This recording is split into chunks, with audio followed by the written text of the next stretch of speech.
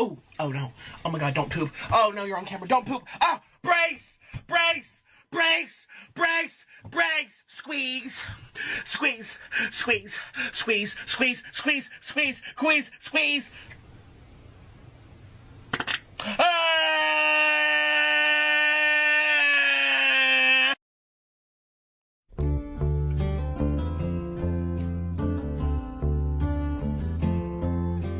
Coming in gaps, devil of a gap.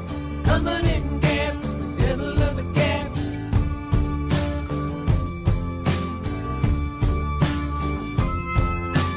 Kiss me, mama, kiss your boy. Bless me well and lucky.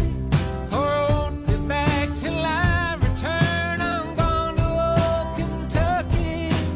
Coming in gaps, devil of a gap. That's what the scouts all tell you. Sure enough, to make it tough. If it doesn't kill ya, kill ya. Kentucky, she's waiting on the other side. Give you the fever, put the daylight in your eyes.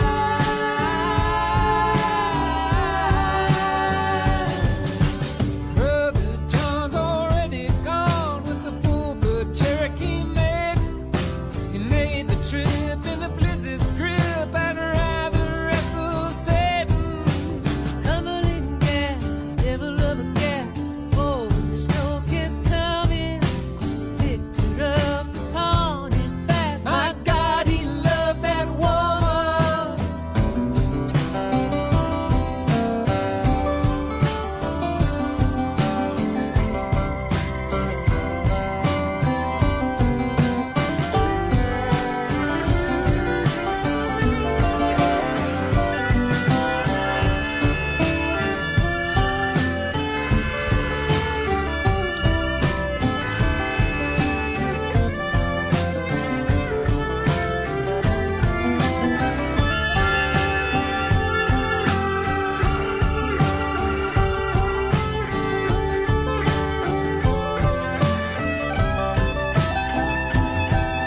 Daniel stood on the pinnacle rock, looking up and down the mountain.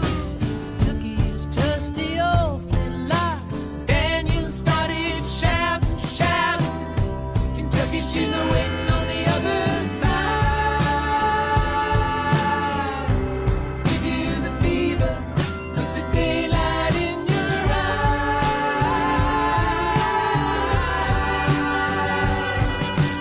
Coming in gap, devil of a gap. Coming in gap, devil of a gap. Coming in gap, devil of a gap. Coming in gap, devil of a gap.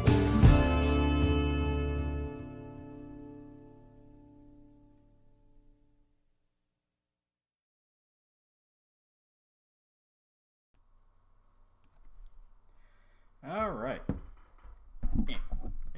Get my microphone. Gonna have to listen to this for a little bit. I had it across the table. All right. So, we are back. We are back. Yeah, this is kind of an. I'm gonna take my headphones off for a little bit. My hair's getting crazy. This is kind of an impromptu thing.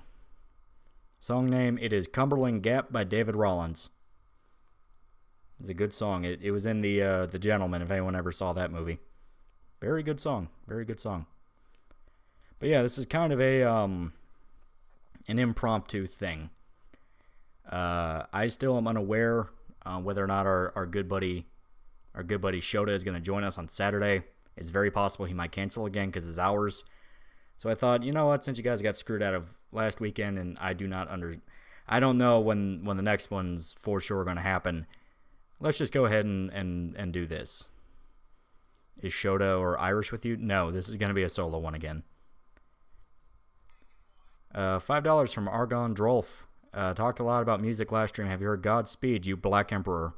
I have not. I'll check that out. Sounds kind of dope. $2 from God Howard. Testing my card. It's freaking out. Yee. But yeah, I met my quota for like how much of the video I want to done by today. So I thought, fuck it. I have the day off tomorrow. Let's just sit down and talk for a little bit. It'll be fun. It will be fun. And yeah, we have a new stream background for anyone curious. I'm going to jiggle it around a little bit. Yeah, this was done by our good buddy Sai, also known as @USB Inc. I'll go ahead and type him out in the chat for a little bit. Hi there, Lolly. I joined your Discord and got harassed into saying the N-word, and you kink shamed me when I posted the video of the Messy Eater. But besides that, I have fun. Yeah. Yeah. You ready to talk about JonTron versus the world? That has been fun. That has been very entertaining. So before we get into that, I do want to establish that, just to clarify some things, because I don't want to sound like a complete douchebag with this, but yeah, we have a new background. It was by our good buddy Sai. He did a touch-up of the very famous, let me move this up here, the very famous Megamine picture, which is by Viper XTR. He's the one that drew the original, and our buddy Sai retouched it with our mascot girl here, Tomi. And, I thought it was a real cool thing of him. He kept the Megamine hat and the staff, so I like to think that she's going to go as Megamine for Halloween. Fun little thing. A lot of people in the server liked it a lot, and it was fun.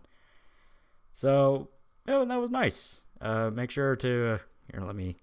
damn it, I grabbed the wrong thing. There it is. Move the chat. You can see here, art retouched by Sai. He's a good guy. He worked very hard. Give him money, and he'll draw you waifus. He's currently working on a thing of Bayonetta related, which is the only thing I'll say. And I really like Bayonetta, so I'm excited to see what he does. Very, very cool. Very, very cool. And I also like the little details, like the pumpkins and the bats, and the little heart Shota. I thought that was funny. But yeah. Part of the reason I wanted to do this now, because if we don't have a stream on Saturday, I won't know when I'll be able to talk about this and show this off. And he worked really hard on it, so it would be kind of sad he didn't get to see his work be appreciated by the people. You're going to talk about Alec Baldwin? There's a lot of stuff I want to talk about. A lot of fun things happened. Am I late? No, we just got here. We just got started. We got past our music, and we got past our... Well, some people haven't seen it yet. I'm going to get a drink real quick. Give me a sec. Oh no.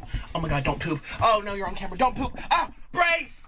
Brace! Brace! Brace! Brace! Squeeze! Squeeze! Squeeze! Squeeze! Squeeze! Squeeze! Squeeze! Squeeze! Squeeze! Ah!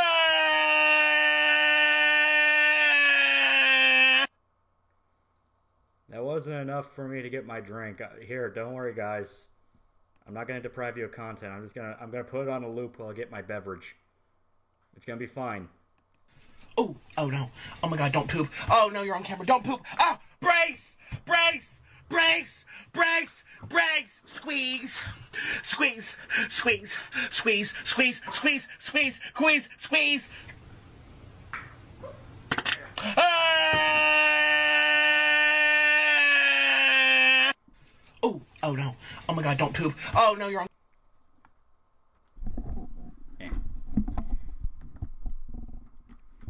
There we go. You guys were very, very lucky that I had my 12-pack of soda right behind me. I basically just had to turn around. That was mean. I'll admit that was fucking mean. Tofu for $2. Nice background, dude. Do you do song requests? I mean, I won't say no. What do you want to listen to? As long as it doesn't get us completely nuked, it's fine.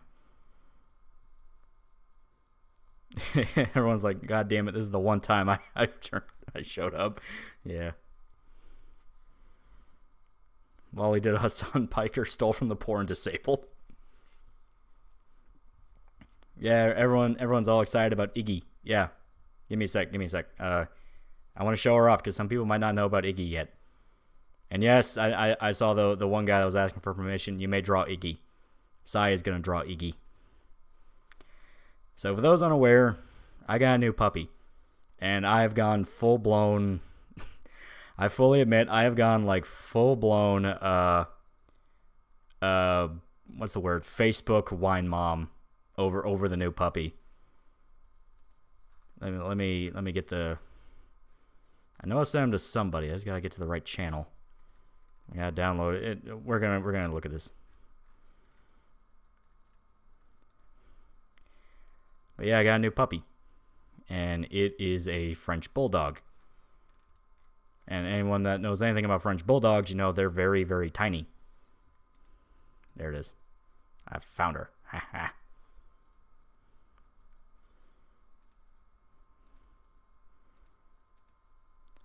Apologize if you hear me clicking and clattering.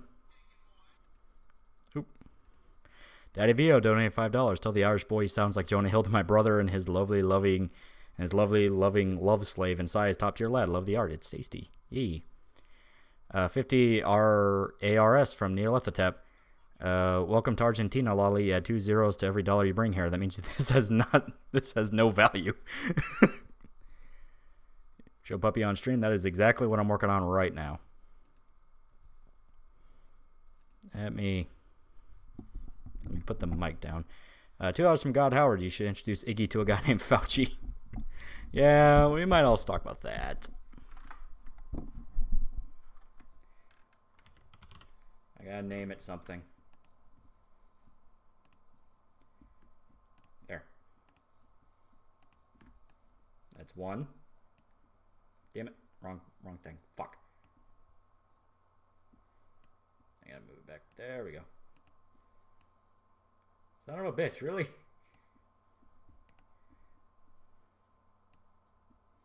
There we go. So that's one. Let me get the other one.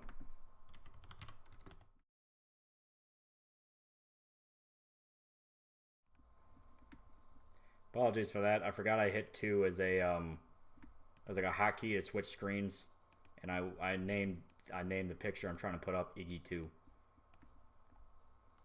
Like, where is Iggy 2? Where'd it go? God damn it! Give me a sec. I just want to show off my puppy. There. This is the second one. Yeah, I have gone full Facebook wine mom for this little dog. I'm showing off pictures wherever I can get them to whoever will look. And yeah, she is like a tiny little puppy. Like she's barely as big as my arm. The great Commandy one for $2. Hi Iggy, I love you. Please accept headbats. I like the fact that everyone likes Iggy. So I can hear your heavy breathing. Yeah. Valid reason to be a wine mom. It's so cute. I know, right? It's so cute. I love her. And she is super chill. Like, I'm not even kidding. Usually when you get a puppy home, they're very anxious because they're in a new environment. They have no idea where they are. And they'll get very nervous, especially if other animals in the house. Iggy's the exact opposite. Like, first thing she was doing when she was trying to cuddle up to some of my other dogs, she just sits around and sleeps all day.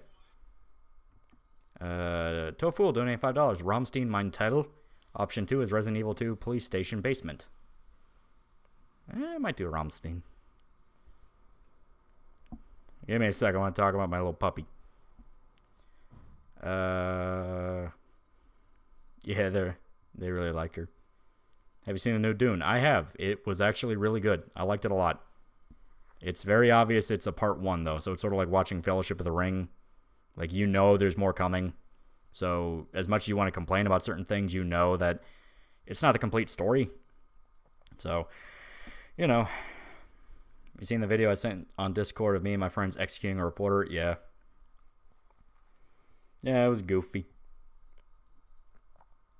Does Iggy have a stand? Yeah, her stand is she'll crawl up to you and bite at your beard because she's done that to me more than once. Me and my dad. $10 from Great Ape. Lolly, if you show us that Nikocado video one more time, I'll introduce Iggy to my Chinese neighbors. A pug champ? No, she's not a pug. She is a French bulldog. Because I had buddies that were joking. It's like, oh, are you going to pull a Count Dankula and teach her like a Nazi salute? It's like, no. I'm going to get her a little beret. And she'll be like a French resistance. La resistance. She cost quite a bit? Not really, no. Kind of a weird story, but it was sort of... I'm trying not to I'm trying to think of the details so I don't power level too much, but we met them through the work I do, the real estate thing. So it was kind of just like a favor-ish. We still had to pay, but it was like, what? Really wasn't much. I'm trying to even remember how much. But yeah. Tiny little puppy. Thoughts on John Carpenter's The Thing and its prequel? I actually am okay with the prequel. It's not, like, great. It's, in fact, it has some serious issues, but I like the way it was trying to tie into the original movie. It was okay. It wasn't perfect, and there were a lot of issues where I was like, no, John Carpenter wouldn't do that, but fuck it, it was what it was. Iggy's too brave to be French. Not really. As stated, she lies around and sleeps all day. Like, she is a very chill puppy. It's crazy. It's very crazy. Did you adopt or steal? We bought her. CGI is some of the worst I've seen in that era. Yeah, and it is tragic when you look at what they originally wanted to do, where they wanted to have these animatronics and they would just use CGI to, like, touch them up. Yeah, it's... Oof. I'm talking about, like, how it ties into the original movie. I don't hate. But a lot of the other issues, I was like, no, that's not the thing. But yeah, so there you go. Get rid of Iggy real quick. She did her job. Iggy and the Doogs. So what you're saying is that Iggy is Spanish. I don't know. Do France and Spain have a lot of overlap? What is this streaming on a Monday crap? Well, I don't know if we'll be able to do it Saturday. I want to cover my bases here. You know, for a really based man, you're a hardworking and chill dude. Props to you. Oh, thank you. Teach Iggy to laugh at Dave Chappelle. What happened to Megamine? This is actually not Megamine. This is our sort of channel mascot, Tomy. I have barely used her, but that's who she is. And Sai decided to draw us a version of our stream background. I like it a lot. I think he did good. Ugh. Yeah, Lolly, you think Golden Age Griffith could have won the 100-man fight like Guts? He did hurt Zod pretty bad. I don't think so, because Griffith was more good at dueling. I mean, he could fight in a melee, but if it's 100 against him all at once, I think he'd die.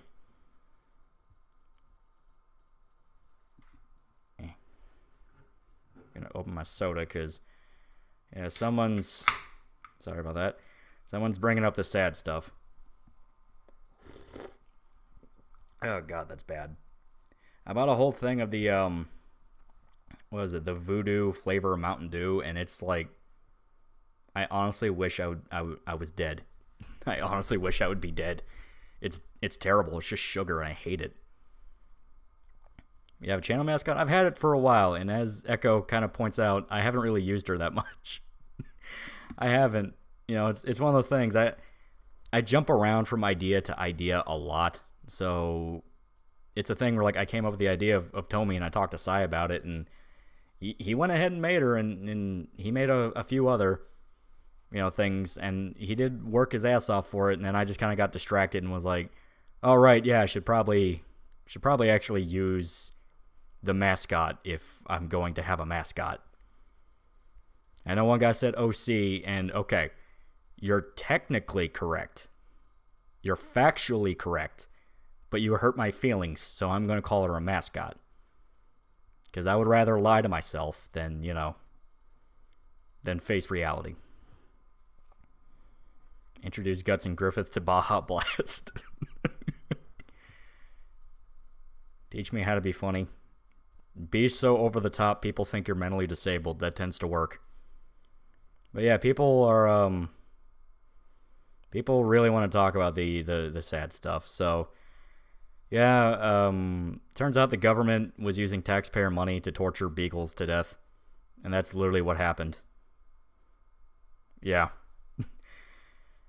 Yeah. Your mascot seems similar to another one I saw from an artist you may not want to know in a community you may not want to interact with. Well, like, the only vibe I really get looking at Tomy is probably Feifei, but, you know, that's different. $5 from Zin the Despot. Name an anime with a good English dub that isn't Cowboy Bebop or Black Lagoon. I'll wait. Berserk movie trilogy has a pretty good dub. That's kind of the first one I'll jump to. Hellsing Ultimate also.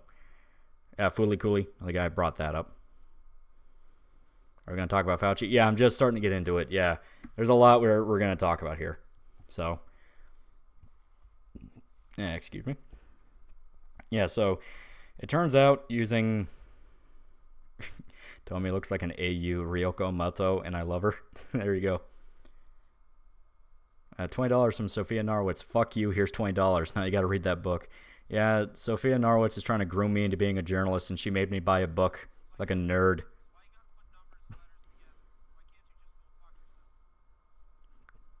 Tomi is based on Tomoko, isn't she? There's definitely some vibes. Yeah. The idea I had was like Tomoko, but she listened to a lot of Gigi Allen. Tofu for $3. I heard some stuff about Shad from last stream, and it kind of broke my heart since I genuinely liked his art style. Yeah. Kind of sad. But yeah, so no joke. Trying to get back on track here. I jump around a lot, so the whole thing with the Fauci shit is it blew up completely because documents leaked out proving that, not even joking, you had taxpayer-funded quote-unquote medical research that's all about torturing beagles to death, like actually torturing beagles to death. They would paralyze them and put their faces into like these pods filled with sandflies, and these sandflies would eat them, like eat their faces, and they would be alive and conscious while doing it. And it's a thing where the doctors doing the research straight up cut out the dog's vocal cords in order to not listen to the howling, because they would be screaming in agony. And that all leaked out. And that's the thing. I can't even say it was experimental medicine, because what are they even researching? How fast it takes for one of these parasites to eat somebody? Like, fuck you. You don't need to know that. Like, no. That was pure sadism. Ivan for $2. I like the twist to Metroid Dread. It is pretty cool. It is pretty cool. Or as far as all the retards saying it's okay to torture dogs because it's not related to the vaccine. Oh, there's a lot. There's a lot. There's a lot that has really just kind of shown people's true natures. You know, people have complained for a while that the COVID shit has become completely political. It has nothing to do with medicine anymore. I even went on multiple rants talking about how it's not about medicine anymore. It's really not been medicine since the beginning. Well, it's now we're looking at a case of this is absolutely the do or die moment. You either accept this has nothing to do with medicine. Like, no, this has nothing to do with COVID. This was taxpayer money shit going to fund actual felonies in a foreign country because the government knew they can get away with it.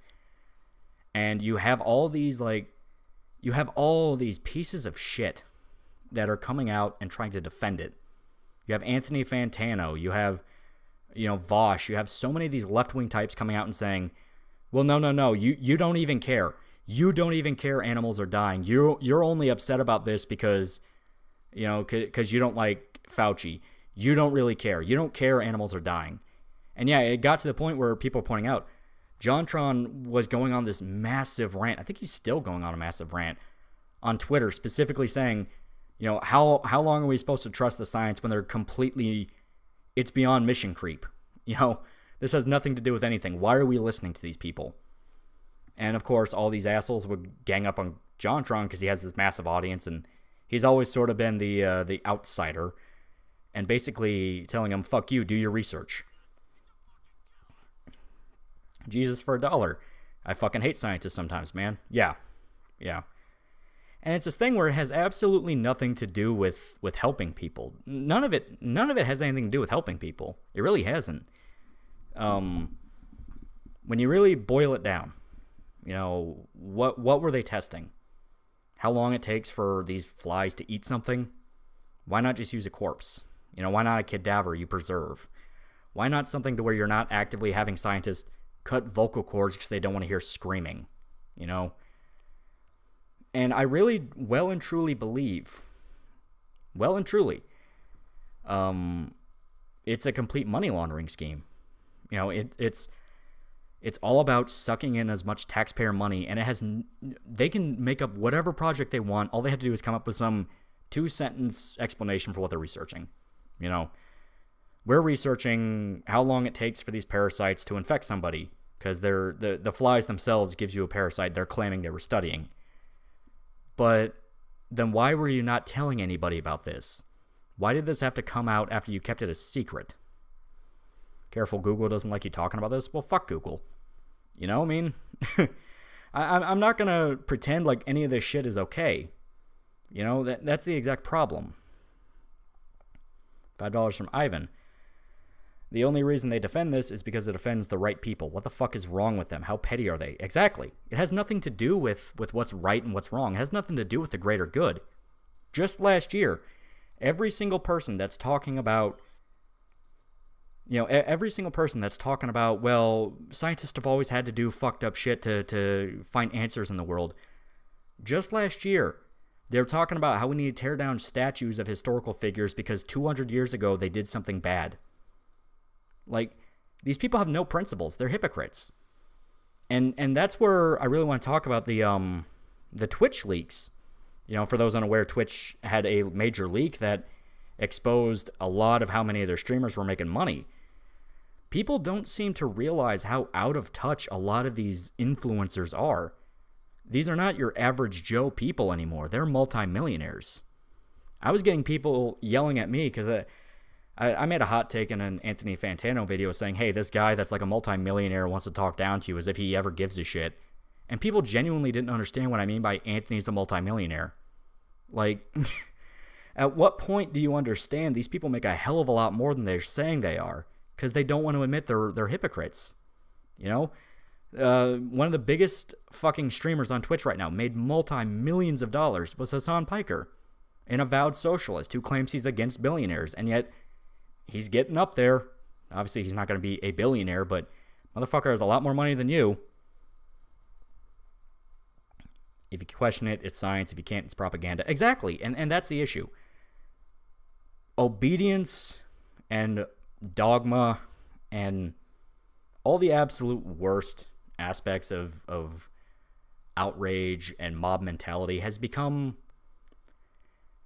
damn near, am I going to drop the word commodity? Like, they get upset because it's the popular thing to do. They don't understand why people are angry. You know, Anthony Fantano legitimately tried to dunk on JonTron by bringing up a PETA article. PETA, the people that multiple times got sued for kidnapping people's animals and euthanizing them in their shelters. Like, it's a thing where I'm trying to find the words, because this is kind of already a weird rant, and it's weird territory. But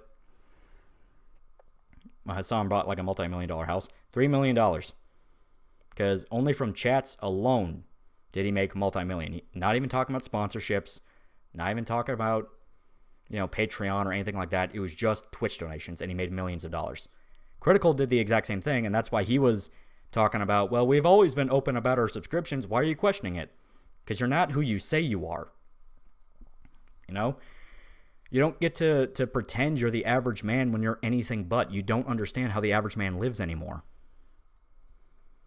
But yeah, the whole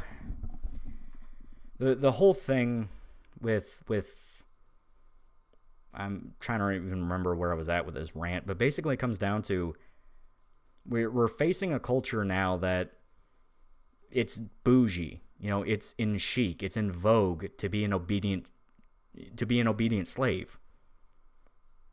Did that dumbass seriously invoke PETA? Yes. Not even kidding. He invoked PETA, trying to dunk on JonTron, and people ripped his ass for it because they don't understand. They're so wrapped up. You know, they're so wrapped up in this worldview. They're so wrapped up, and I always make mention of it. They think it's still 2006. They think that Jack Black is still relevant. They think that the amazing atheist still has a voice in any way in culture whatsoever. They don't understand times have changed. They don't understand that the people they hailed as heroes, the causes they hailed as the thing that would change the world, fell apart. It became corrupted. No, it was always corrupted from the beginning. It's something to where every single thing you're told to hold dear will eventually be turned into a monster. And you will have no power to stop it. You will be beaten for questioning it. Any projects you want to focus on when the Berserk series you complete is finished? I do have a lot. It's one of those, I'm not running low on ideas. So I definitely I don't know if anything will be as to the scale of Berserk, but you know what I mean. Seen a lot of people posting Snopes links like they're credible, and they don't understand. Like, they do not, okay. I'm trying not to sound too schizo, because I am genuinely trying to explain it from a perspective of being calm and I guess collected, and I don't want to go off on like a big yelly rant. It's the fact that you have people that are so stupid and they don't understand how stupid they are, to the point that they're convinced you're the idiot. It's like, why in God's name would you believe that the earth revolves around the sun? The sun spins around, dumbass. That kind of thing. They don't understand that's not the way the world works anymore. Look at the shit with the 2020 election. Not even talking about the shenanigans, I guess you could say, where those horrible Trump voters cheated in the orange man one more term. No, I'm not talking about that. Fuck you, Susan, eat my ass. I'm talking about you have this mentality among this sect of society where they truly believed them.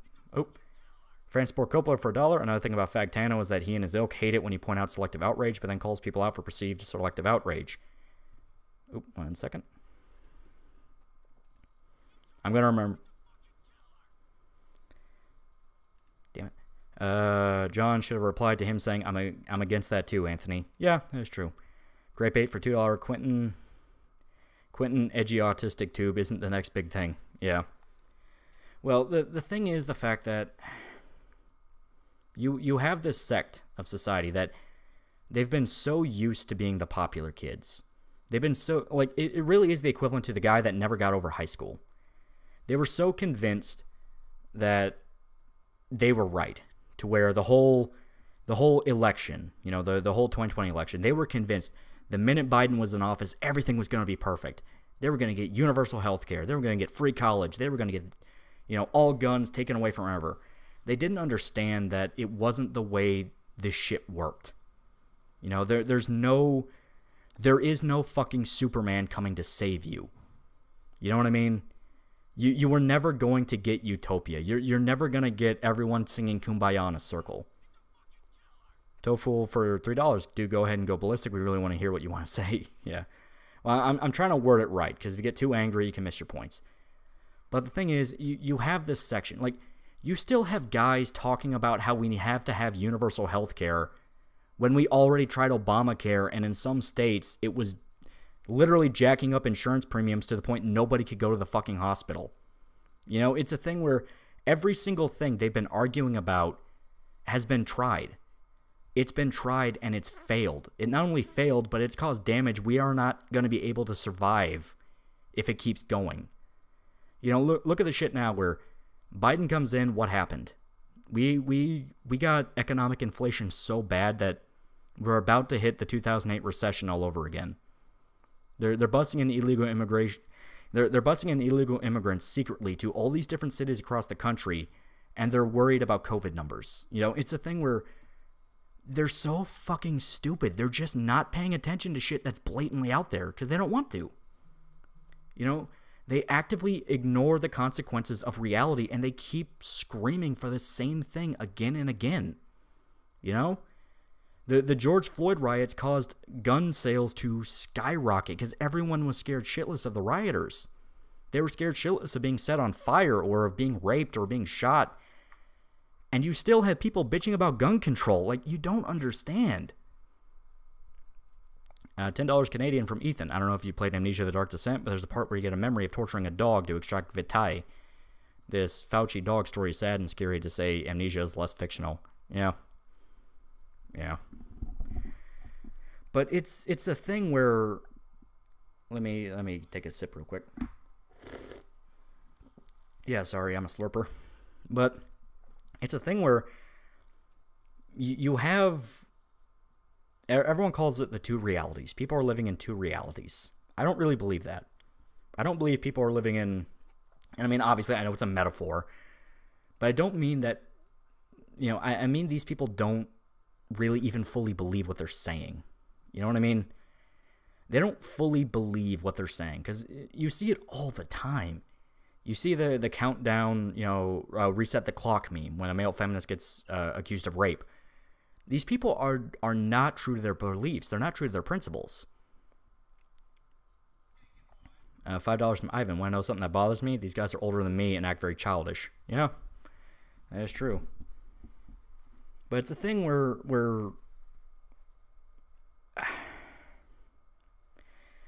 I'm trying not to name too many names, but you see it all the time with bread. You see it all the time with BreadTube. With I brought up Amazing Atheist earlier. He's probably the perfect example of what I'm talking about. You have the guy that is so dead set and virulent with his beliefs. I mean, that guy is like, no, we need to have a ministry of truth. We got to fight misinformation. We got to kill the billionaires. We got to do this. We got to do that. And what do you find out? You're an actual corporate whore that takes any sponsorship that offers you money because you're a fucking greedy asshole. You don't believe in any of this shit. All you want to do is smoke weed and not get yelled at. Like, that's it. That's all you care about. You don't care if they put duct tape around your mouth so long as you can still put the bong up to your nose. It's trend chasing. Yeah, exactly. It's trend chasing for exposure. They don't believe any of this shit. And they don't understand the amount of damage they're causing. Like, every single time you go along with the mob, every single time you promote the idea of just screaming really loud to get what you want, all you're doing is getting manipulated by guys that are way fucking smarter than you and a hell of a lot scarier.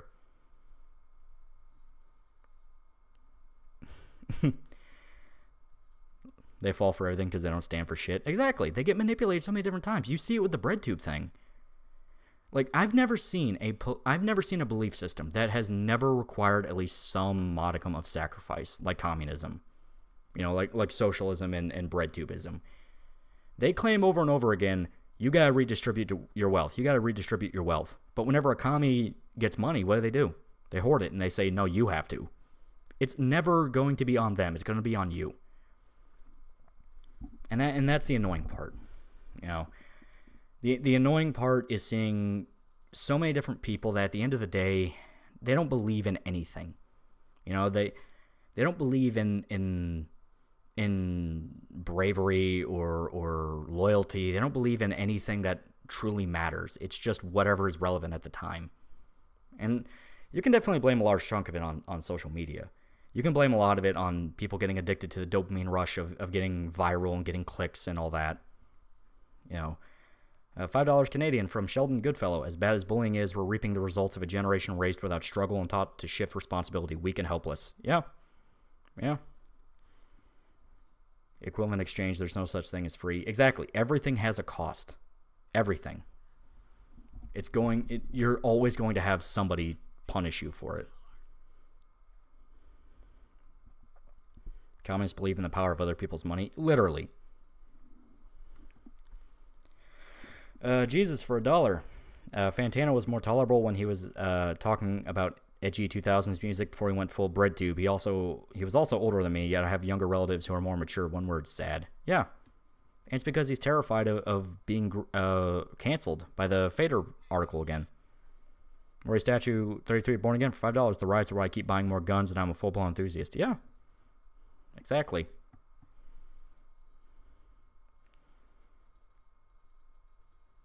They talk shit about tax the rich, but you tell them about George Soros, the Rockefellers, Rothschilds.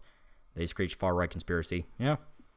Mark 99 for $2. Fuck you. Life, I have work in the morning. Yeah. Well, this will be saved as an archive, so you'll be good. Naked A put it well. YouTube skeptics are just SJWs like anime tits. Yeah, exactly. And it's why I get frustrated with Lolberts, too. You know, I guess the best way to put it is I'm exhausted of political theater. You know, I'm tired of people pretending like they care when they don't. You know, I'm one of those where if you really put your soul into something, people will tell. They understand when you really give a shit. And that's why seeing all these people that clearly don't and they're lying, man, it gets to a point, it just feels insulting. Danny D for $5 to quote MGS, the only heroes I know of are either dead or in prison. Yeah. In the words of the great rugged man, all my heroes are dead. That is a great album, by the way. Tacitus Shorescock for, or is it Tacitus Horsecock? I don't know. For $1. Lolly, it's not inflation or skyrocketing sales, it's blatant hypocrisy from the elites. Yeah. It's called unity and healing. Also, Vosh coping about Biden going back on everything was funny to watch. Exactly. Like, you're dealing with people that will never admit they were wrong, because they'll just change their principles at a moment's notice. You know? Look at the shit with Vito. For those unaware, Vito is kind of an infamous figure. He's kind of become Mundane Matt on steroids. Vito recently went to the Netflix protester with Dick Masterson. Dick Masterson's the guy that owns the Dick Show. A whole other story there. Well, Vito got beat up by some of the protesters. They took his sign, ripped it apart, and gave him a stick and tried to get the cops to beat the shit out of him by saying he had a weapon. Well, Vito's been exploiting that like a motherfucker. He's been doing the news circuit, and he's been, you know, shilling for attention, saying, you know, I stand for free speech. Vito flagged people he didn't like because they wouldn't invite him on podcasts for clout. Like, he's a piece of shit. And he's one of these fucking bread tube leftists. He just pretends not to be sometimes. And I say sometimes. I mean, you can find numerous clips where he's openly admitting to exploiting the system to go after people he doesn't like. Me mentioning this right now plays into his game where all he cares about is attention. He has no principles. He has nothing to stand for. For those unaware, he flagged, well, I say flagged, but it was more of he snitched to YouTube. He was trying to message them on Twitter and send them after him. He snitched to YouTube about Friday Night Tights, which is a podcast about comic book shit, about having Alex Jones on as a guest. People thought that was really shitty because it's literally them going after somebody, you know, that was literally him going after somebody he didn't like for no reason. And they're like, what the fuck? And he still brags about it. He still admits it. He's still like, nope, I did the right thing. Fuck you. You violated TOS. Now he wants to claim he's a big free speech guy. He was on InfoWars. He gave an interview on InfoWars. The man has no fucking principles. Like, he's nothing. He's a hollow shell. And he's trying to fill it with any vain attempt he can. There was never any real heroes to begin with. You had to be a Frankenstein patchwork of every good quality and the worst people and hope you don't become a worse person. Yeah. Ah, God, that's still terrible. I'm just trying to finish it at this point. Conservatives and Christians never had any real power to censor and ban anything. That's what It's a Gundam, just some guy in Raising Golden Eagle don't understand. They did have the power, but it was back in the 80s. And even then, it was an equal playing ground. The one that was really rallying against rock music, that wasn't a Republican. That was Tipper Gore, Al Gore's wife. Like a well-known Democrat. $5 from Plasma Cutter PhD. I see kids getting off the school bus wearing face diapers and makes my blood boil. Exactly. I mean, I don't know. The only man you must trust is Mr. JC. Amen. JC Denton. He's like Mac from It's Always Sunny in that Frank Retires episode. He switches sides constantly. Literally. Like, he has no principles. He will fuck your mother for $2 and then set her on fire for another maybe minute of clout on Twitter. You talking about him, no matter the context, is a victory for him. He's willing to be called a pedophile because it gets him attention. It gets you talking about him. And that's the problem. Where now he's the one representing free speech with the Netflix shit. He's the one that's the rallying cry. I mean, holy fuck. I heard about food shortages too. It's not so bad where I'm at, but apparently some areas it's really bad. Razor did a good video last week saying the right is too trusting. Exactly. Every single time some celebrity pays minor lip service, they rally around them and try to make them the next big celebrity. You saw it with Rose McGowan, where she was saying, like, oh yeah, Bill Clinton molested me. That fucking went nowhere. Because she was probably just a fucking burnout and lying. Like, the right is so desperate for a hero, somebody to stand for them, that they're willing to listen to anyone. And it's becoming a serious issue where it's like, you gotta learn, sometimes you just gotta talk for yourself. Sometimes you just say, fuck you. $2 from Grape Ape, make loud chip noises for 10 seconds. In the 90s, conservatives were annoying about music and games. Now lefties want to take children to public or GI, and these chuckle nuts try to pretend it's the same. Yeah. Oh yeah, try to take children to public orgies, yeah. Yeah, exactly. And that's what I mean by these people are stupid. I mean, I can't look at people that genuinely ignore the trans athlete issue as like anyone with even a modicum of intelligence, where people are going, hey, it's a lot more than just, you know, you don't want a man with a bunch of women. You know, you're still an old fogey that thinks that's how it is. Like, no. It's because people physically get hurt because of it. The more you defend someone posing, that's what I'm going to say. Someone posing as another gender in order to win at events that they know they can't compete to in their own gender, and someone gets hurt from that, that is on your hands. When that trans MMA fighter was beating the fuck out of women, that was on your hands. South Park did an excellent episode making fun of it. Sometimes people are just shitty. Sometimes not everyone's a fucking sob story. Some people are just bad and they're gonna exploit you because you're an idiot. Democrats were shit in the 80s and are shit now. Exactly. The lesson is not one side's better than the other. The lesson is both sides are fucking bad. I mean, it's something that's genuinely just painful to watch. It gets exhausting. It reminds me of an old quote I heard once. When I'm weaker than you, I ask for freedom because it's your principle. When I'm stronger than you, I take your freedom because it's according to mine. Yeah.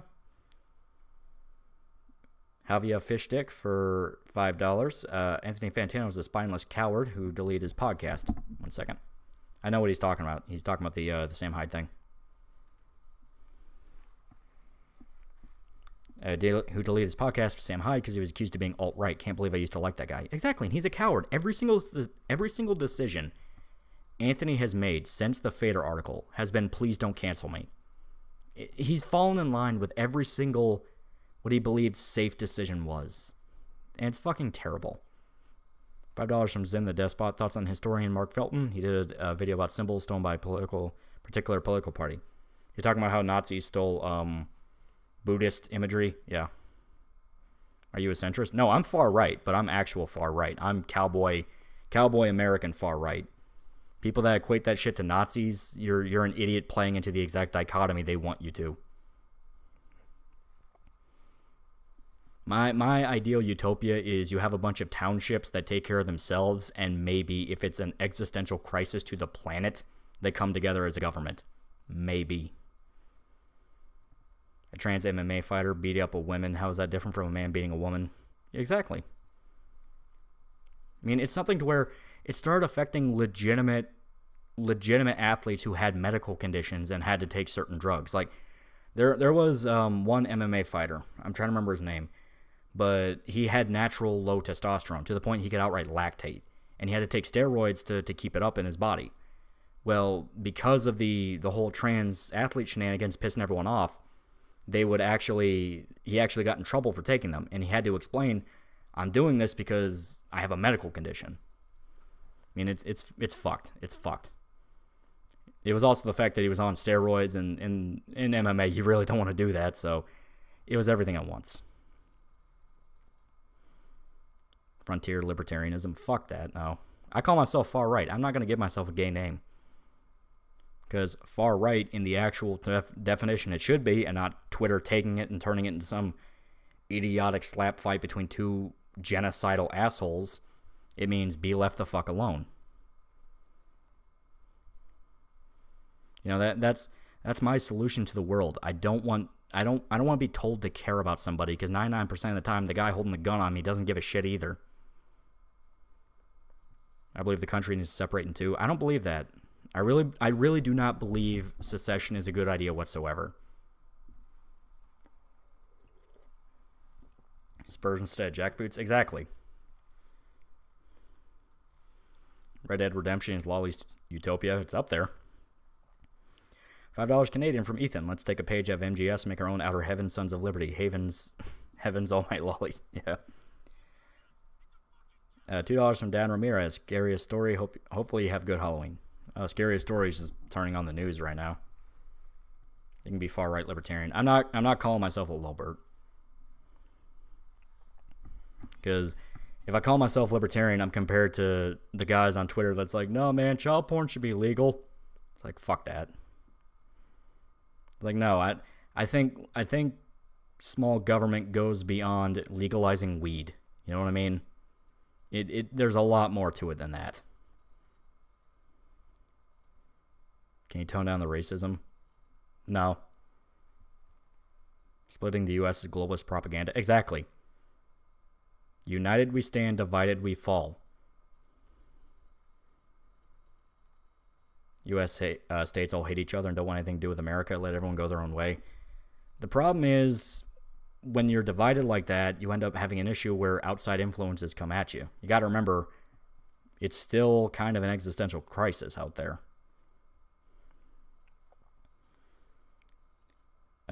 Cool with the anti-Semitic remarks. Yeah. $10 Canadian from Onflair. Just wanted to say I'm not exactly woke or political, but probably because I'm Canadian, but it's been really interesting and a tad eye-opening hearing about this kind of stuff from you in chat. Yeah. I say edgy stuff because I think it's funny. You know, as stated, my actual philosophy on the world is leave me the fuck alone. You know? Leave me alone, I'll leave you alone. I don't believe in ethno-state shit. I don't believe in anything like that because guess what? That goes against my entire idea of government shouldn't be allowed any kind of authority whatsoever. You know, the whole ethno-state crap was pushed by an actual Fed designed to shift that coming generation of right-wing people that were pissed off in 2016 into something they didn't need to be. What do you mean balkanizing the U.S. is a bad idea? Well, think about it. The U.S. still remains the biggest military power on the planet. Now split that country in two. Yeah, we're no longer the biggest. You have an issue. What are your thoughts on Count Dankula? He's a really good guy, and he's a lot nicer than me. Because there are certain situations where I'm like, no, you brought that shit on yourself. I can get pretty mean. Yeah, a world superpower breaking apart is instantly going to be preyed upon by China, Russia, Europe. Exactly.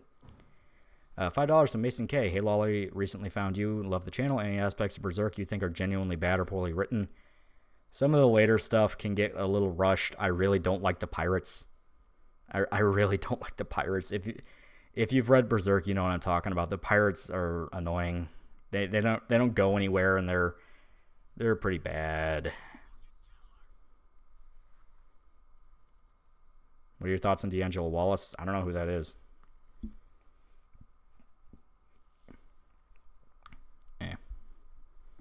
China's world.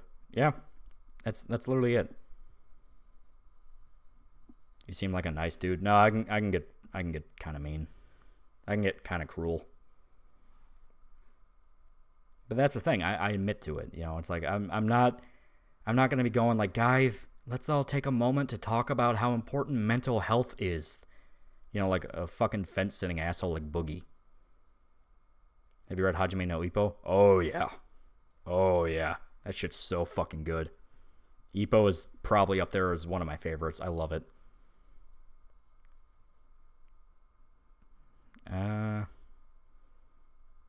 The pirates. Yeah, you know what I'm talking about. Arr, we're here to fill time. Yeah, pretty much. That's what they were. Like, they were there to fill time until Guts killed Cthulhu. There you go.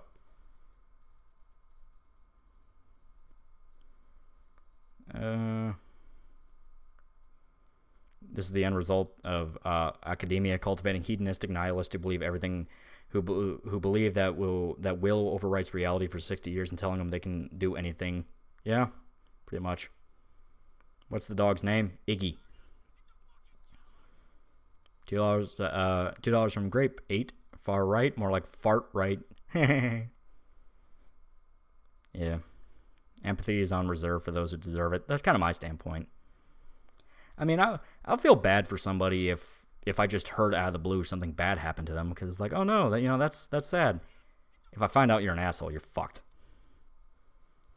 $2 from the Great Commandy One. Accept my funny money as an apology. Did you do anything to make me angry? I don't remember. Eon233 for $2. I just want this country to be happy in whatever way possible, but this world is draining me. Trans people competing with women. Biden is fucking brain dead. People who have broken actual laws aren't prosecuted. Thankfully, we have a great community. Yeah, well, the truth of the world is the good die young and the evil live too long. You know, that's the sad reality of it. I forgot, didn't you say after the Berserk video you're doing SAO? Yeah, a guy donated for me to do a real life, well, not real life, a Sword Art Online review, and he's been waiting a while, so I'll do it. You ever get in trouble for saying racial slurs in real life, or do people not care in Kentucky?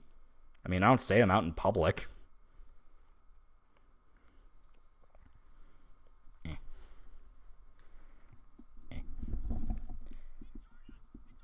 J Rivers for $2. Lolly, help me with my math test. I'll pay you.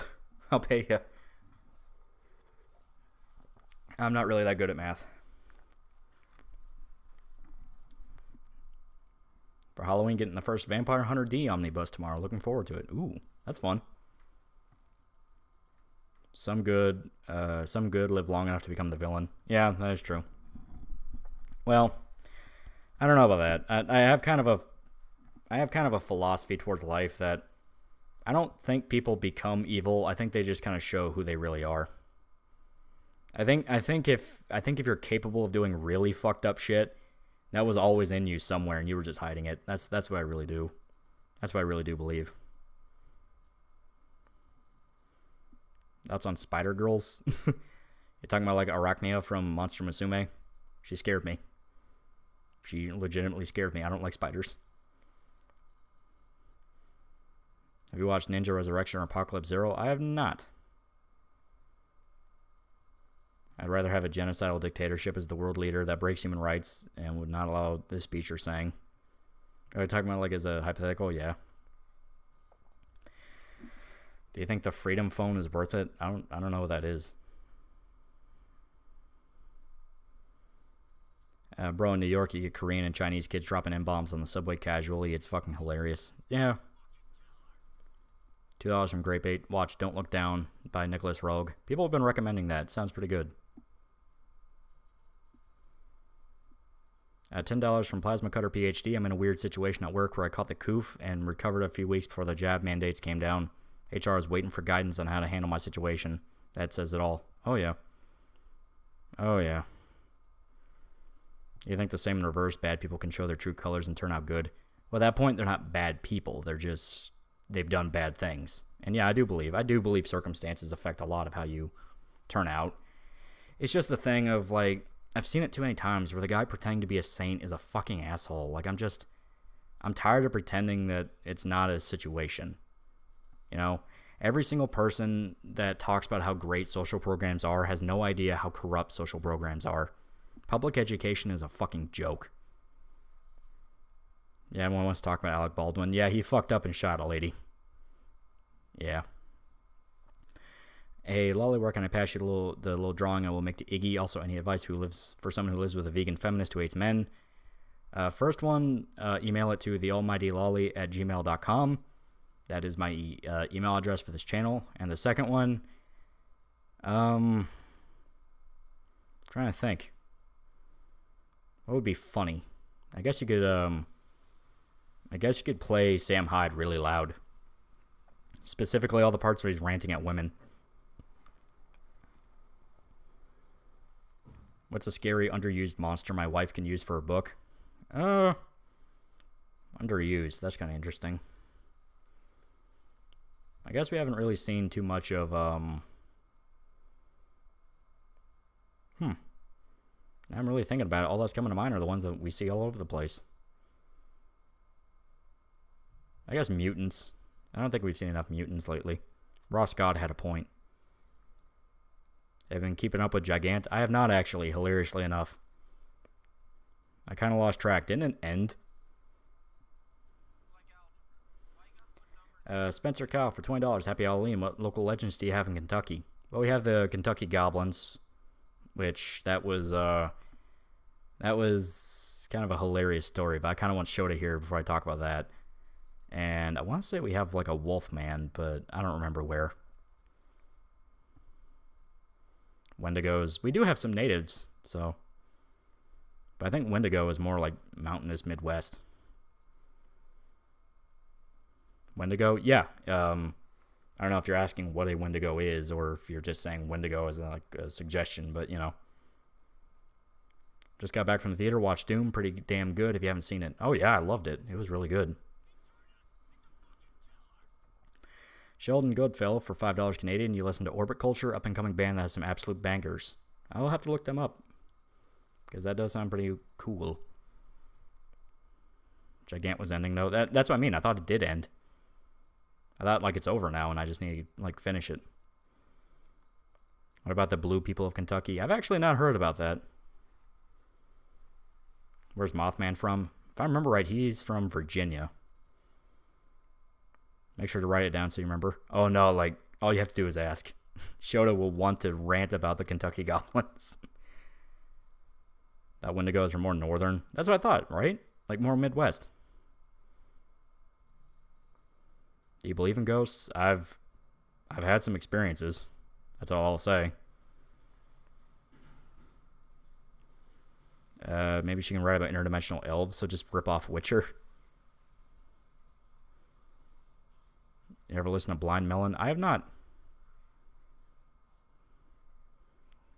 Imagine being so mad at a partially effective reality TV star president you install the Great Cornholio. Yeah.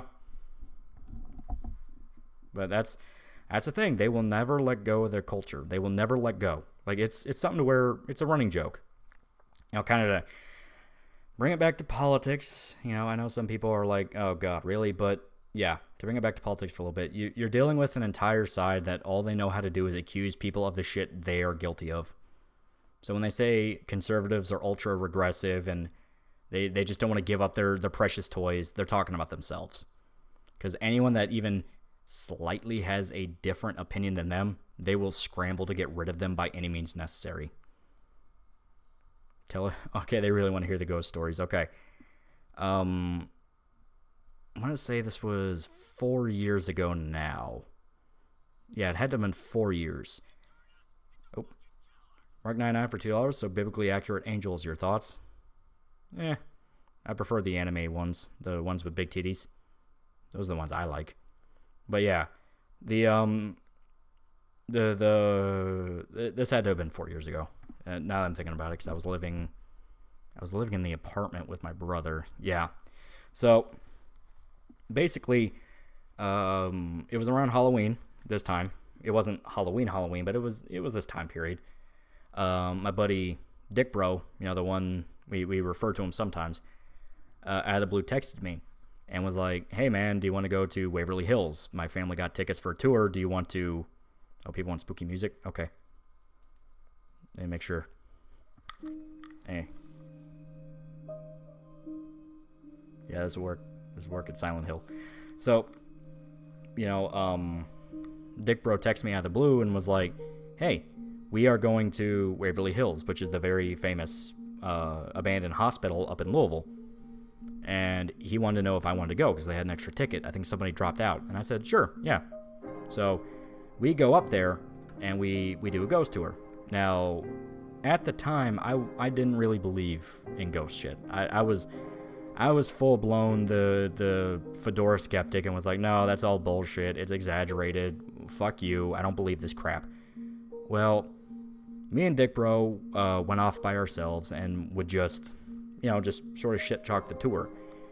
We were on the floor where, if you've ever watched the Ghost Adventures episode or the Ghost Hunters episode, any of those reality ghost show TVs, that floor was very infamous for the kid ghosts, which is what people call them. It was the ward where children died. Because anyone that doesn't know about the lore of Waverly Hills, it used to be an asylum that became a tuberculosis hospital, if I remember it right. And a bunch of patients died because they didn't know how to treat TB back in the 40s. I think even before the 40s. I think it was like late 20th century, early 21st.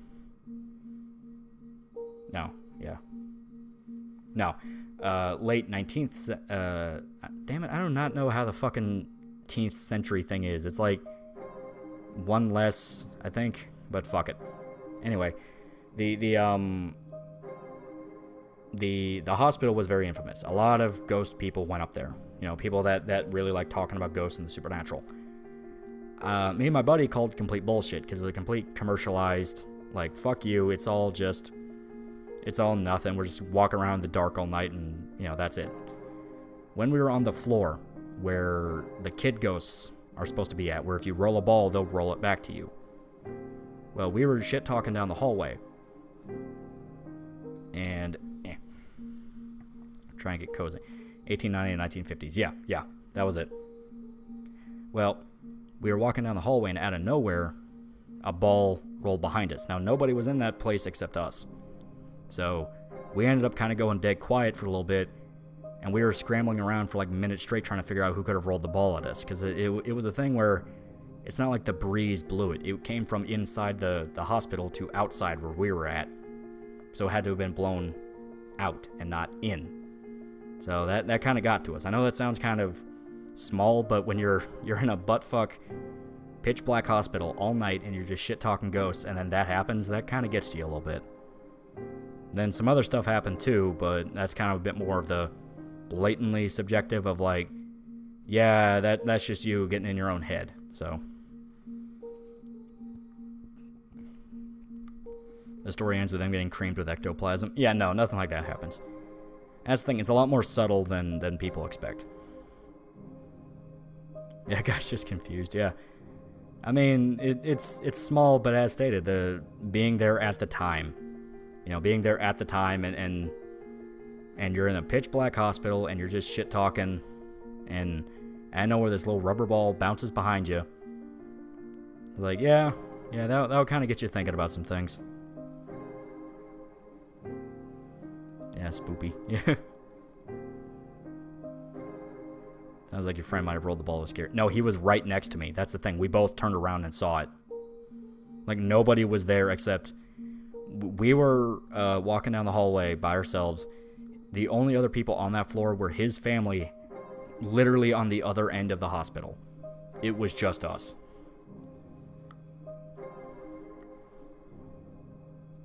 Did you ask the ball, did the ball ask you if you were a god? No. And if I remember right, we went to go get his family to show them. It's like, hey, this ball just showed up.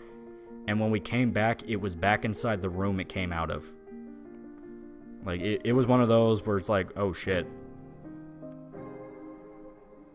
I've had dreams where I see a ghost in a hallway. Yeah, some people have those.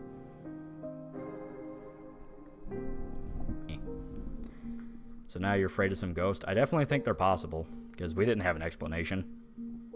It's one of those where it's, as stated, if it rolled by itself, that had to have been a very specific roll.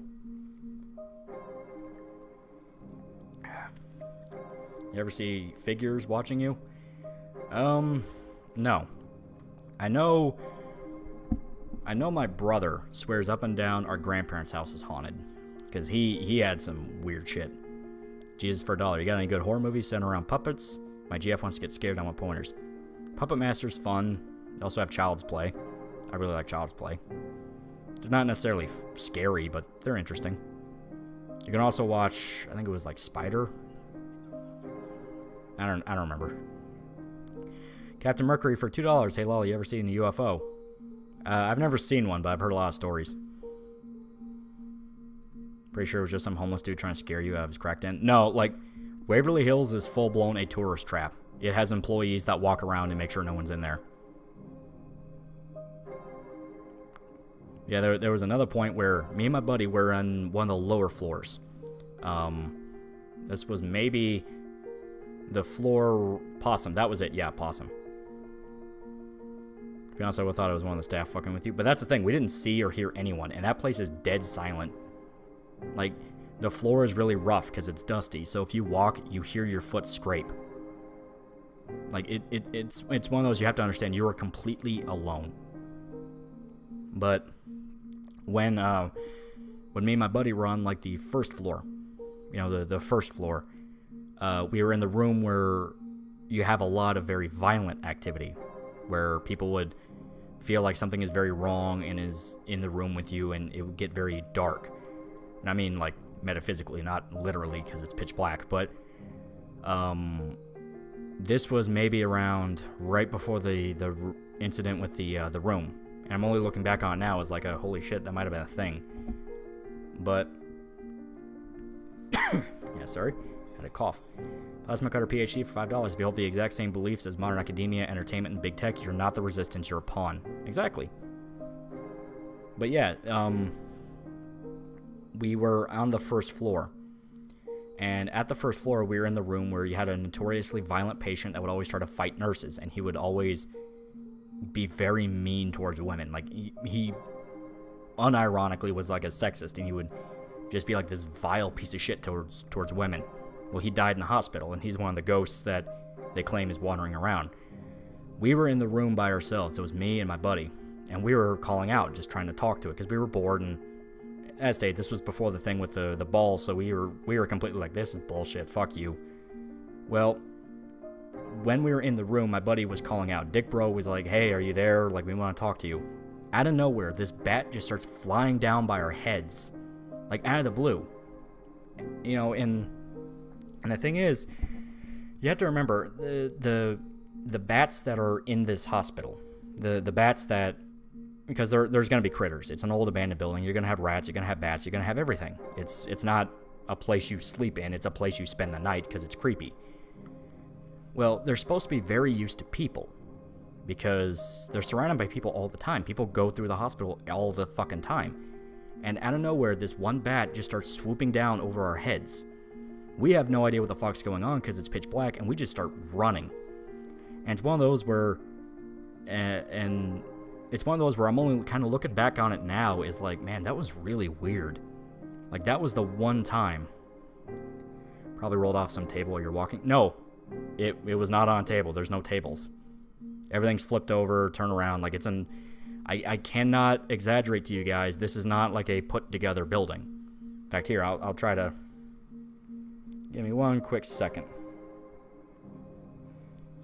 Let me get some pictures to really show you guys. Have to jostle the mic around a little bit.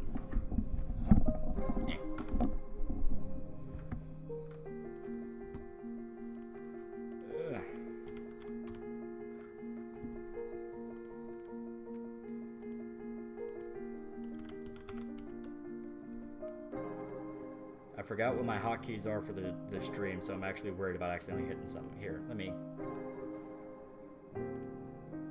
Okay, never mind. Yeah, I know what it is, so we're good. Oh, $2 from Jay Rivers. Would you play with a Ouija board? No. No, like, unironically, I'm not fucking touching a Ouija board. Like, unironically, I've heard way too many stories about Ouija boards. But here... I want to show you guys the actual inside of the hospital.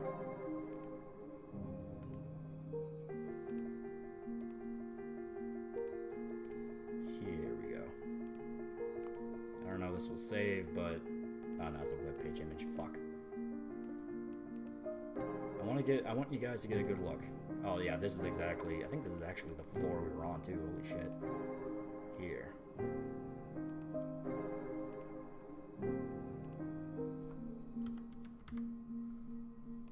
Give me one quick second.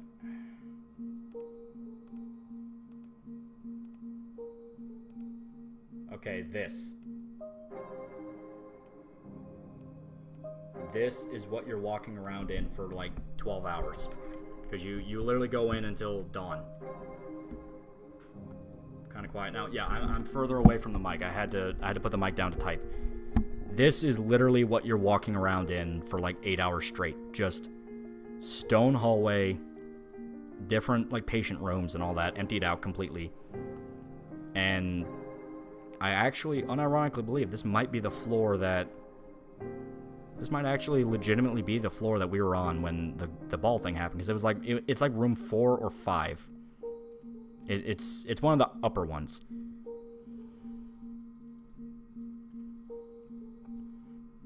Damn. Yeah, told you. Like, this is not like a $2 from Great Commanding One. Do you believe in dream hauntings, adjacent stuff? You mean like sleep paralysis? It's definitely some weird shit. You camped in a cave before? It's creepy. You hear nothing once you go deep enough. Just the sounds being amplified. It's fucking creepy. Got the same vibe looking at this pic. Well, it's similar. You go into a completely just dead location. Now, obviously, we were with a tour group and there were a bunch of different people, but we would be in different sections all the time. Fuck that. Yeah, you are walking around this pitch black, and they specifically tell you not to use flashlights. Like, because we brought flashlights assuming we need them. They got mad at us for using them. What kind of ball was it? It was like a little rubber one, you know, like a little toy one you give a little kid, because that's the idea. The children's hall is like the most infamous one, because that's where you see all the footage of balls rolling around. I don't know why you agreed to go at night after seeing an image of the place. That's crazy. Well, because it's a very famous local location. You know, I mean, everyone knows about Waverly Hills. Yeah. Once using a Ouija board to call upon my dead grandpa didn't work. Why no flashlights? Because the way the employees explained it, you can end up actually affecting the energy of the building, so you won't actually experience things. $5 can kill me. Maybe this is dumb, but actual paranormal stuff is a big reason I can't rule out God in the afterlife. Anyway, thanks for being with you. Happy Shocktober. Fuck this, I'm never going there.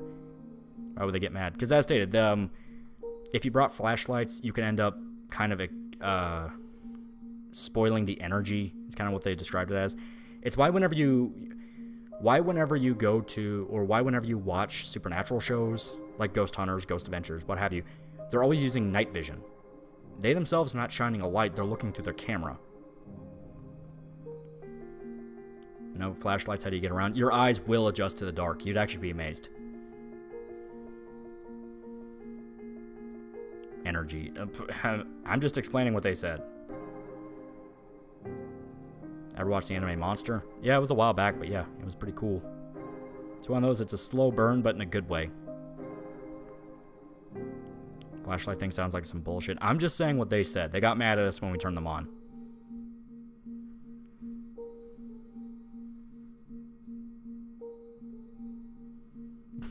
You're acting like I'm the one that came up with the no flashlight rule. Iggy is adorable. We better see more in the future. Oh yeah, I stated I'm full Facebook mom with the puppy right now. So, what about candles? I don't know. We never brought candles.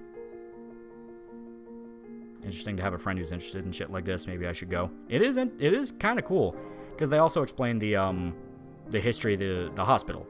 Like, even if you don't believe in ghosts, it's cool just to hear about this really famous location and why it got a reputation. You know, that's kind of the main reason I went. I wanted to know more about it. You know, I wanted to hear about it, and there were some interesting stories. Like the top floor, the very top where you're at the roof, a nurse hung herself, and that's actually kind of a more infamous location. Because it was literally someone just found her the next day swinging from the little staircase right before you get into the roof.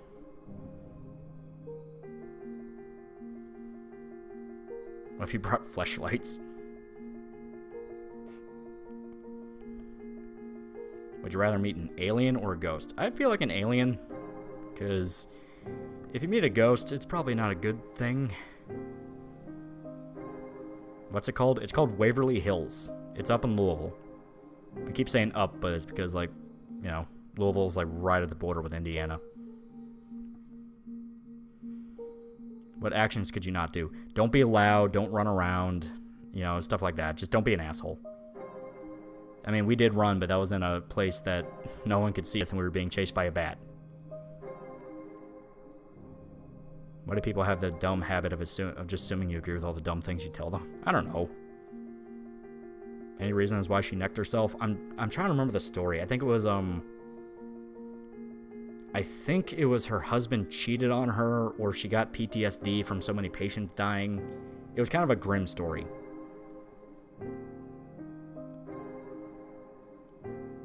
Also, there is a segment, they call it the body shoot here. I'll try to find it for you guys. It's literally a thing they call the body chute. Yeah, it's right here on the Google suggestion here. The body chute was a very infamous location where you have to remember, so many people died at Waverly Hills thanks to a tuberculosis outbreak. It was literally like an asylum they turned into a triage hospital. Here. Oh, Mark99 donated $1. You see my inner niggers just saying, fuck this shit, I'm out. Yeah. But here.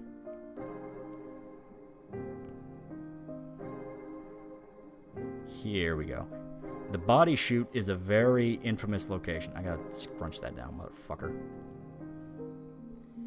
Where basically, so many people died, they had to find a way to transport the bodies in a more efficient manner. So what they came up with is this. This very, very long staircase that they would just drop you down. Great bait for $10. Look up Ashley Hatchet on YouTube if you ever want to look up someone who's potentially demonically possessed. She's such a sad case of mental illness in case you don't buy a demonic. Yeah. But yeah, it's literally the body chute, and it's this ultra long staircase you can walk down. And I've done it. Me and Dick Bro and his family did it. We walked all the way down. And it is creepy. You will just feel something is wrong. So you can see one half of the staircase has steps, the other half is just a chute. Because if they didn't have time, they would just roll you on your gurney all the way down. Because they didn't have time to treat you nice. They had to move. In fact, here's one with an actual explanation on what happened. I'm gonna download it and show you guys.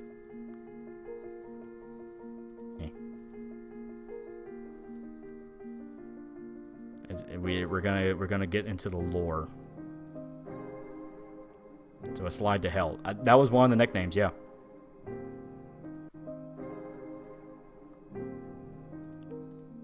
Where'd it go? Oh right, yeah. Put it in the wrong. I put it in a different folder. Where did I put it? No, I can't find it. Shit.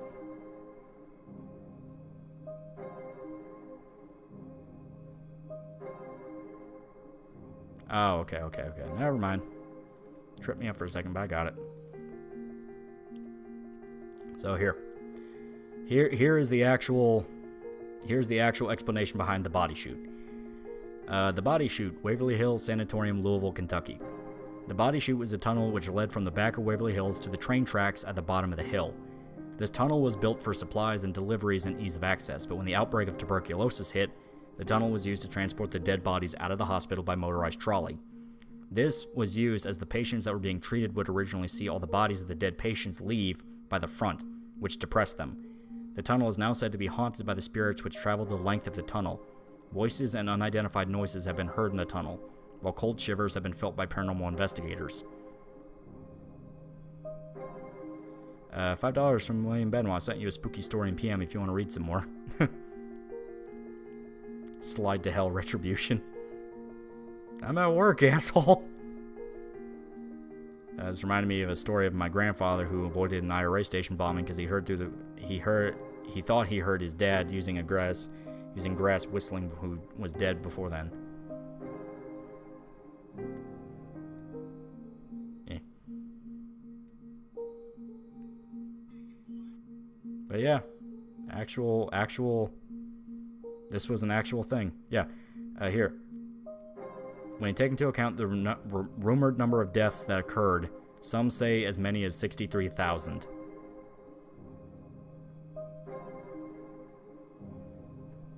There's no audio. Well, I went quiet for a little bit. I want to make sure I didn't actually just go quiet here. Shit. Rumored number of deaths that occurred, some say as many as 60. Yeah, no, I'm good. Okay, I'm good. Yeah, I just went quiet because I wanted this to sink into you guys. I want you guys to kind of feel the vibe. Yeah. Damn. Yeah. And this is a real place. Killing floor 1 or 2. I used to really like 2, then the developers ended up being a bunch of, Tripwire ended up being a bunch of fucking assholes, so I'm just gonna say 1. Dead air. Yeah, well, I'm letting you guys sink in, I want you to read this and let it sink in. Saying ghost stories are bullshit is really easy if you've never actually been to a haunted location. Yeah, that's how I feel. $5 from Xander Dawson. Oh, sweet, Lolly streaming, and listen to his stream as I get comfy for sleep. Oh boy. Yeah. And this is an actual place. And we didn't get to walk past the gate, but that will take you all the way down to the train tracks. I'm gonna take another slurp. Have you seen the picture of the Amityville house where they took a photo of the inside and they caught a ghost kid? Oh yeah. Oh yeah. There's a lot of really spooky places. I really want to go to some of the haunted locations in Japan. So, Killing Floor 2 has better gameplay, but 1 has more soul. I'll agree on that. It's atmosphere, you plebeians! Opinions on Yu Yu Hakusho? I really like it. Final arc has some issues, but it's pretty good. But yeah, there you go. I'll get rid of it. And now you're gonna imagine this. Imagine this pitch black, and all you hear are your footsteps going down. It's creepy.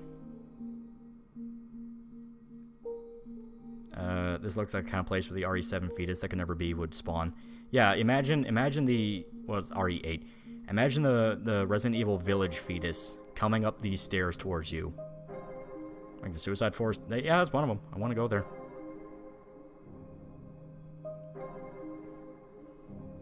Did you go to the door with the axe cuts in it? I think I did. I'm trying to remember.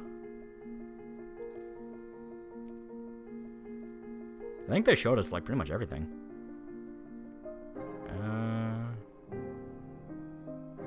Remember that haunted apartment I used to live in got destroyed, and the apartment now looks like something out of El Chavo del Ocho. Yeah. No, just no. Yeah. And this is a real place. I have to emphasize that is an actual location. That is an actual place where thousands died.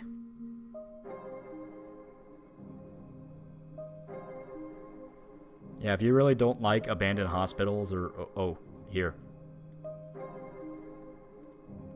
Here we go. This is perfect. Yeah, and you see a guy down there, but it's fine.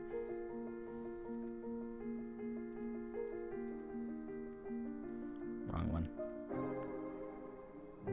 Actually, where did I save it to? I want to be sure. I have a bad habit of just clicking, and I lose track of where I'm at. History's scarier than ghosts. Well, they're kind of one and the same in my opinion. I think they really are. I think you can find a lot of... To a Fool for $3, the only paranormal thing I experienced when I was a kid, saw some weird red and white flashing looking dinosaur flying above me. Only a handful saw it in my town. That's still kind of weird. It's like a dinosaur? That's creepy. Or is this a reference to a movie? I'm just not getting it. It's very possible it's that. But here, I want to show you guys something. Here we go. Plasma Cutter PhD for $2. The RE8 fetus monster movie go, nope. But here, this is a more accurate representation. But this light here, where you can still see the Joe and all that, that's gone. Adams for $2 to go into that third German Empire Cafe in Japan. I might.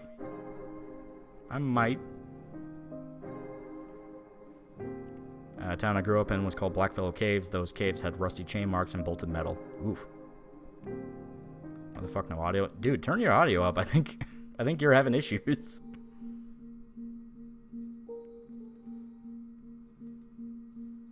If you listen to Greta Van Fleet... Oh, yeah. Shota actually showed me them. They're pretty cool. Looks like a jump scare, GF. A little bit. But no, this is the actual body shoot. This is the actual thing. Oh, look, Nikocado Avocado's OnlyFans. Yeah. I want to go home. Is it weird I feel more sadness for ghosts than anything because they suffered some pretty horrific shit? Oh yeah, no one blames you. Jake Holland for $5. Your stuff and personality is so amazing. I made the financial decision to donate 15, 5 here, and 10 on Subscribe Store. And door my money, you son of a bitch. Only if you can afford it, because times are getting tough, so be prepared, guys. Red222 for $5. He said nothing. I hope you meant to do that and you didn't get scammed out of your money. Fuck YouTube if that happened. Alright.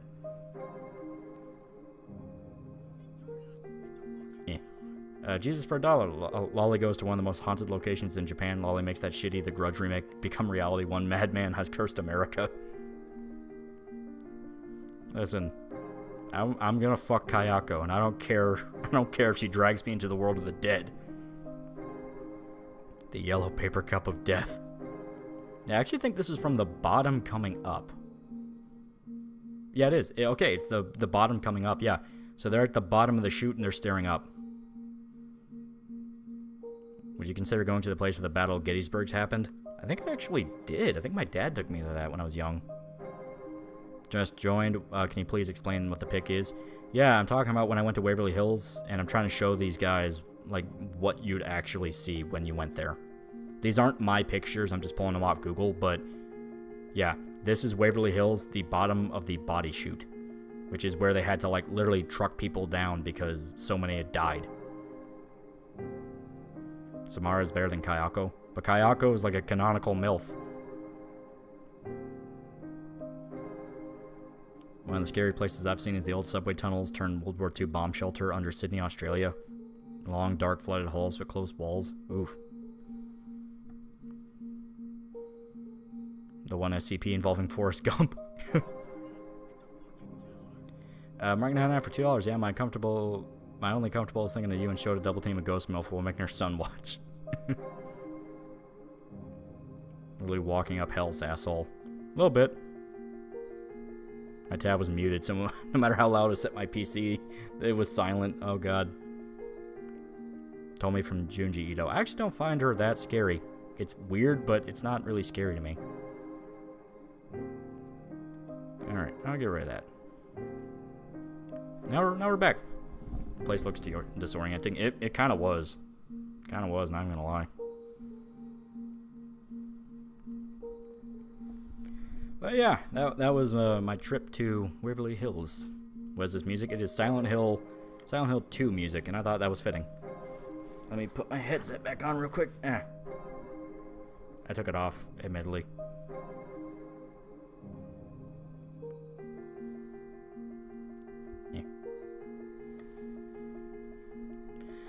I should do a Junji Ito review for Halloween. Well, my plan is to get at least a big chunk of Berserk Part 3 finished, and then I'll do that as like a Halloween video. Because the part I'm at now is like that would be very fitting for the holiday. Thoughts on the catacombs under Paris? I would not go there even on a bet. I just don't like caves, and I'm kind of claustrophobic. I don't like stuff like that. Could Legacy of Kain be considered horror? Maybe, but I'm not sure. Tofu for $2. Nope, not a reference to a movie. My friend saw the red and white flashing looking dinosaur soaring in the sky while riding in the bed of my friend's truck. Huh. Man, shit.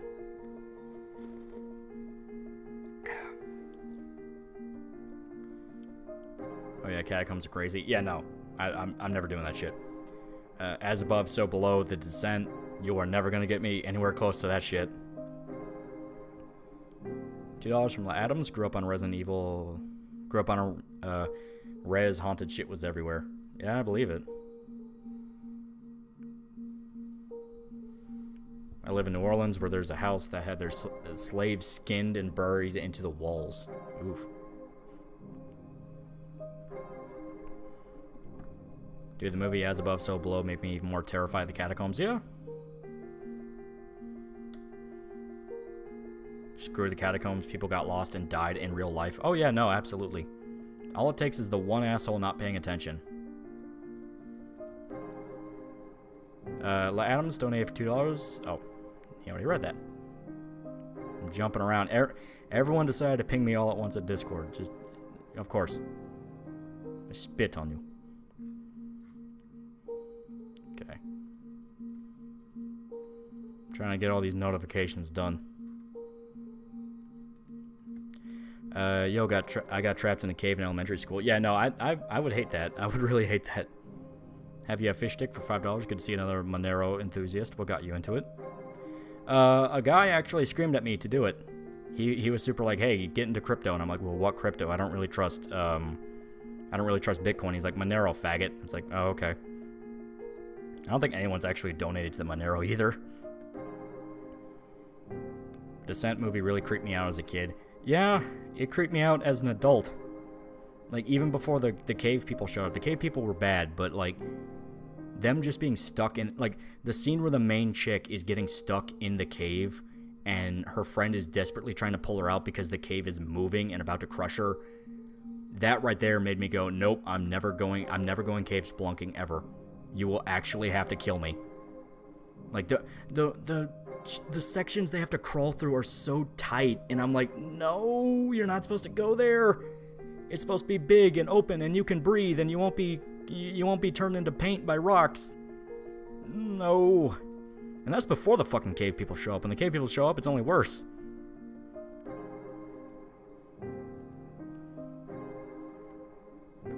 Alright.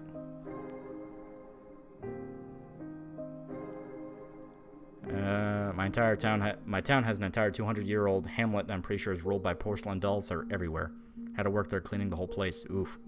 That's creepy. Isn't Monero only used for buying drugs on the dark web? Well, it's cryptocurrency. Claustrophobia. Yeah, literally. Like, oh god, I fucking hate that shit.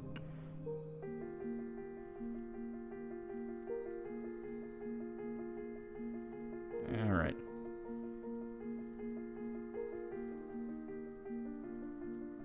Okay, Mothman is from Point Pleasant between West Virginia and Ohio. A buddy of mine on Discord pinged me to explain that. That's what I thought. Wait, Virginia and Ohio, are they that close together? I don't know where states are anymore. Would you go into the Moscow Underground? I'm not sure. I mean, I just don't like dark, tight places. It's like, I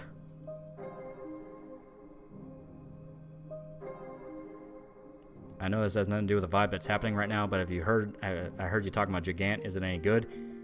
Why are people all of a sudden getting into that? Like, it is blatant fetish fuel. I'm not even lying. Hiroya Oku makes money drawing his fetish, and he won.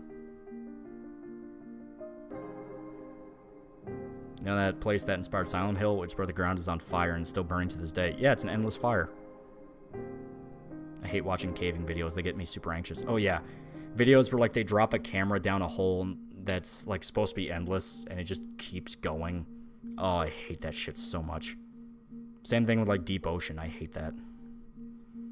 How's the puppy doing? Oh, yeah, she's good. She's very good.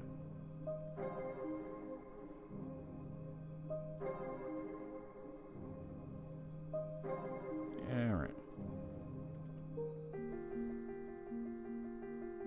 Okay. This is supposedly a spooky story that one of the guys on Discord actually pinged me to talk about. I guess he had his own ghost experience he wanted to talk about. So I'm talking from the perspective of this guy. I have a spooky story about the terminal building I work at. Give me a second, I can type it out for you. The terminal I work at is pretty widely rumored to be haunted, and both myself and my coworkers have had first-hand experiences, usually after midnight. Things will happen like I was sitting at my desk working around 2 a.m. and the door to the office was slightly ajar directly in front of me. I heard footsteps, looked up from my computer and saw a shadow pass in front of the door. Door opened on its own and I went into the hallway to see who it was, assuming it was a coworker, but there was no one else in the entire building. Come to find out, my coworker was asleep in the back, opposite side of the office from the door. I've also had an encounter where I was taking a piss at the urinal and both the motion-activated faucets started running by themselves. As I left the bathroom, the conference room light, also motion-activated, was also on. Again, I'm the only person in the entire building at like 3 a.m. One of my coworkers saw a shadow walk into the office and walk to the back room where the bed is, and at the same time, my other coworker was asleep and was woken up by their water bottle suddenly slamming into the wall and falling onto the ground while the door to the back room was still closed. So I guess he had some, like, some spooky shit. Plasma Cutter PhD for $5. If I recall correctly, Junji Ito made a one-off story about people going into holes in a mountain and one guy got stuck and suffocated. Yeah. Enigma at Almagiri Fault. And the people that made it through, let's say, oh boy, it was not fun. That is a fucking nightmare and a half. Because the holes are perfectly carved out to fit everyone's body. But when you look at the other side of the mountain, they stop being that way.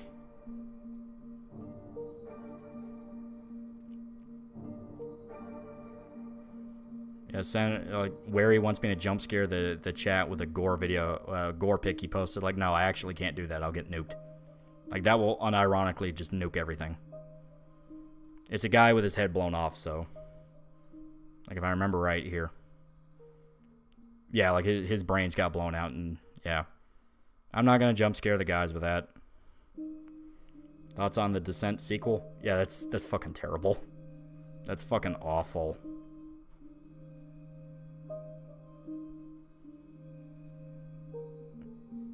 Also, dude was stuck in there for a couple days and starved. Oof.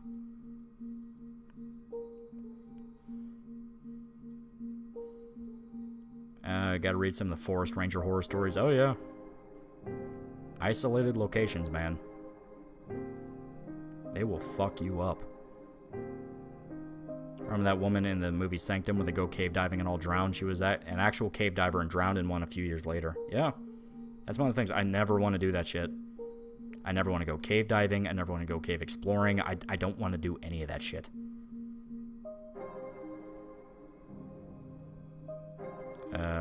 You watched... Mr. Ballin has tons of creepy cave stories, yeah. And it's once again proof I'm never going to do that shit. When I get creeped out, my breathing slows. And my breathing has slowed. Yeah. It's pretty spooky. I told you it was going to be a spooky time.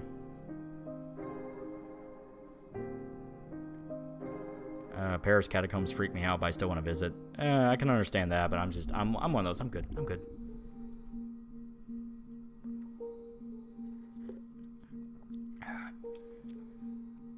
There we go. Truck drivers probably got some scary stories. Oh, yeah. Oh, yeah. I mean, weird shit happens on highways at night. Evening, guys. Why is Lolly a goth GF? As stated, this is the new background by Psy. He drew his own version of the Viper XTR picture, which is of Megamine sitting at the computer, and he wanted to do his own version. And I think it's really cool. Marquis Absquate for $10. I have a story when I was young in an old house where I used to live. Always at night, I could hear someone knocking at my door. That house used to be in the woods. I always go out, but there is none. There's no one. Oof. Well, Adams for $5. My father grew up near an old army base in the UK that was used during World War II. 20 years of telling me stories about the place, and he still hasn't ran out. Yeah.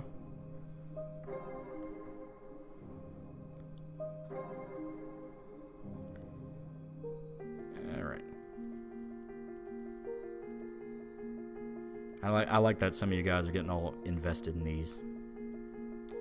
Mark99 for $2. Well, I guess I'm not sleeping tonight. Gonna rewatch the Rogue Trooper and Avenger streams. Wish me luck. Remember, it's fun to be spooky. Are you scared of animatronics? I can be. They're definitely creepy. I'll recommend a horror movie. It's called Pro LGBT Videos.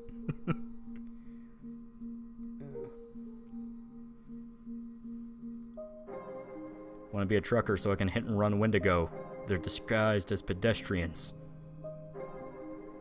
Yeah. I'm a trucker. I wish I had some scary overnight driving stories. The only thing scary is crackheads fighting or fucking possibly in the truck stop parking lots. Oh, one sec. We got a bot. I took care of it. I saved the day. I saved the stream. I'm a good boy. Chuck E. Cheese animatronics are super fucking creepy. They can be. What creepy thing would you refuse to do for lifelong wealth? I stated cave spelunking. Like, no, you were never gonna get me to do that. You're never gonna get me into a cave. At least, like, you're never gonna get me into a cave and get me to, like, crawl through it. You know what I mean? If it's a big open one, like a mammoth cave, where it's, like, fucking huge and you have this huge amount of space to walk around in, I'm fine with that. It's the fucking, you know, it's the crawling through the gaps between sections of the cave. I can't do that. Imagine the rat tunnels in Vietnam. Exactly. Like, no, I cannot do that.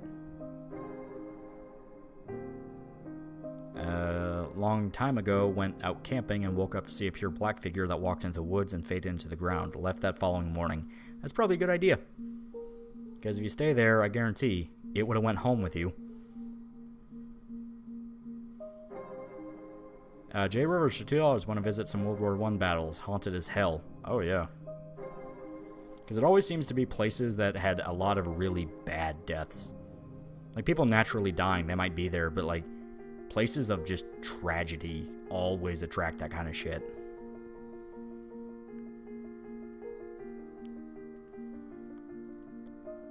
On a whim, I decided to watch that Monster Project movie YouTube mentioned a few months ago. That movie was ass. Honestly went downhill after the interviews, right? And I don't even think the interviews were that good. Like, you could tell what I mean. It had no idea what it wanted to be. Did it want to be goofy? Did it want to be serious? Like, what was it?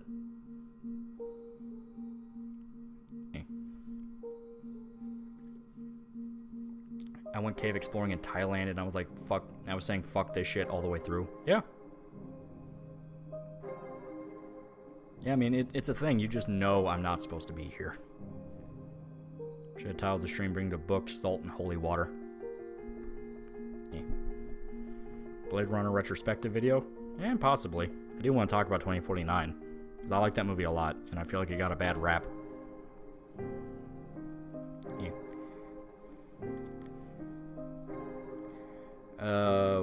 Once a weeping ghost walked right past my house. I was on my bed completely still, so wouldn't notice my presence. Oof. Yeah, that's creepy. My family's microwave will go off and stuff like that. We think it's both my uncles who passed away 6 months of each other. Oof. Ugh. More spooky stories. There is that one where I was trying to explain how my brother was convinced my grandparents' house was haunted. Basically, my brother used to live with my grandparents because my grandpa, he retired pretty late in the army. I mean, he was a soldier up until they basically kicked him out. So when he got deployed, my brother would stay with my grandma to make her feel better. You know, just kind of like give her someone to talk to. Well, with that, there'd be times where, of course, my grandma would leave for work because she also worked until pretty much they kicked her out.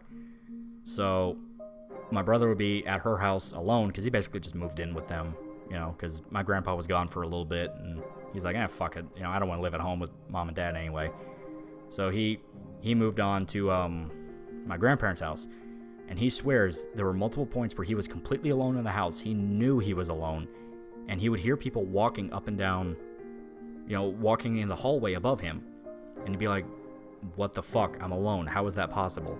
He swear, like, he doesn't talk about it, like, he doesn't talk about it from, like, no, you have to believe me. He's matter of fact. It's like, no, that happened.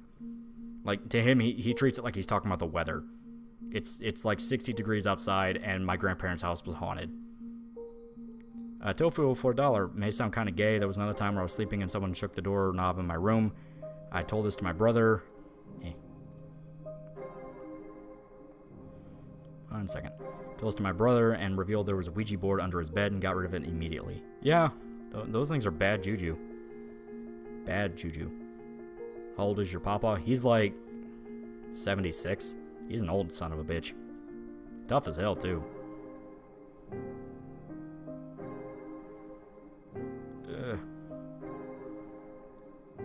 Yeah, one of the guys from the Discord decided to read Enigma of Amagiri Fault after we mentioned it. And it's like, yeah. Now you're kind of realizing what we mean by the other half of the mountain doesn't look like people. Alright.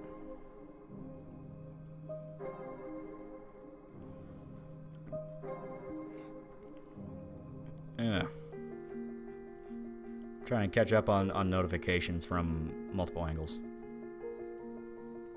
Because I'm getting people pinging, so, you know. Would you ever accept a sponsorship from a company, or if you're not keen on corporate money? I mean, I'm not going to deny if it's something to where I feel it's pretty innocuous, you know, like the Ridge Wallet thing, or like Honey, you know, one of the ones that's not demanding people shut up. You know, if it's not actively engaging like censorship or fucking people over or being unethical, fuck it, it's extra money. You know, not worrying about bills is nice. You know, I'm not going to deny, you know. One of the guys asked, which country do you think is the most haunted? There's a lot of stories coming from, if I'm going to be perfectly honest, a lot of it's America. America and England. Those are the ones I noticed the most, where there's just assloads of fucking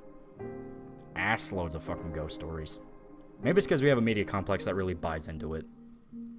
But it's one of those where, like, anytime I hear someone act all smug, where it's like, oh, that's not real, it's like, you were not there. I mean, obviously, basic bitch ghost stories that exploit the whole thing, like, that's different from legitimate creepy shit. You know, the sensationalized media aspect.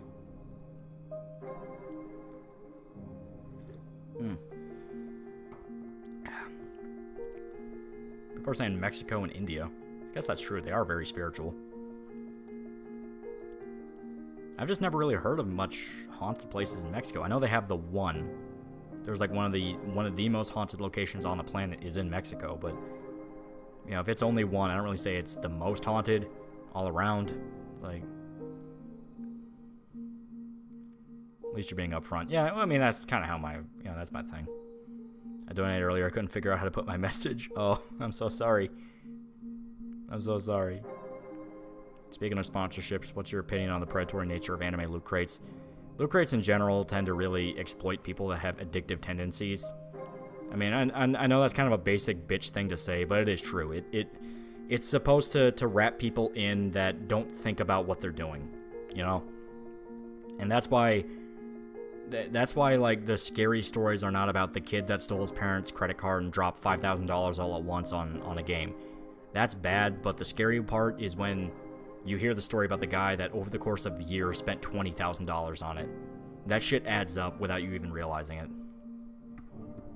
Other than Japan, which countries do you want to visit and tour haunted places? Now that people mentioned it, I do want to see what's going down in Mexico. I mean, obviously obviously you gotta be careful because there's some parts of Mexico that are haunted in the more recent sense, and you can smell gunpowder in the air. I guess the more accurate term is gun smoke. They got through, but when they looked through the photos, they swear they saw some army dude in one of the photos covered by flash. Yeah, that shit will show up in pictures. One thing I thought was kind of weird and kind of made me really think about what happened after the fact when we got back from Waverly was like, every picture I took inside the actual hospital got corrupted, and I just cannot, like, they got corrupted and they died. It's pitch black.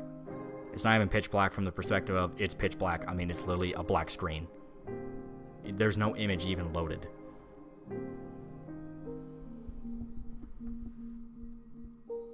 Like DSP in general, because Jim Sterling bitches about loot crates all the time, but it's because he drops money on them constantly. Mexico is cartel land. I'm aware. I've been to Mexico, and I went in kind of a tourist area, and it was still military checkpoints all over the fucking place. What's really scary is seeing Tom Holland and Mark Wahlberg as Nate and Sully. Yeah. Bonobo for $1. Mexico is the Doll Island. Yeah. That's one of the most haunted locations. I think that's the one I was thinking of.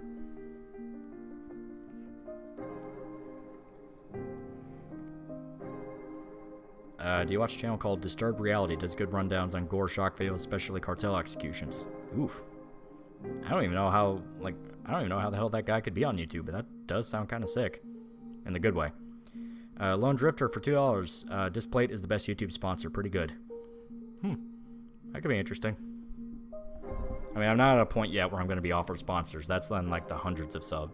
hundreds of thousands of subs. I'm still teeny. I'm still teeny tiny.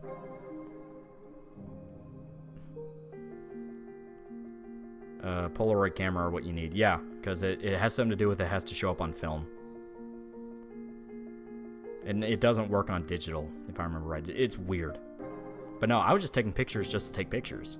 You know, I just wanted to take a picture of the ball that rolled because I wanted to show people, and that picture's completely fucking gone.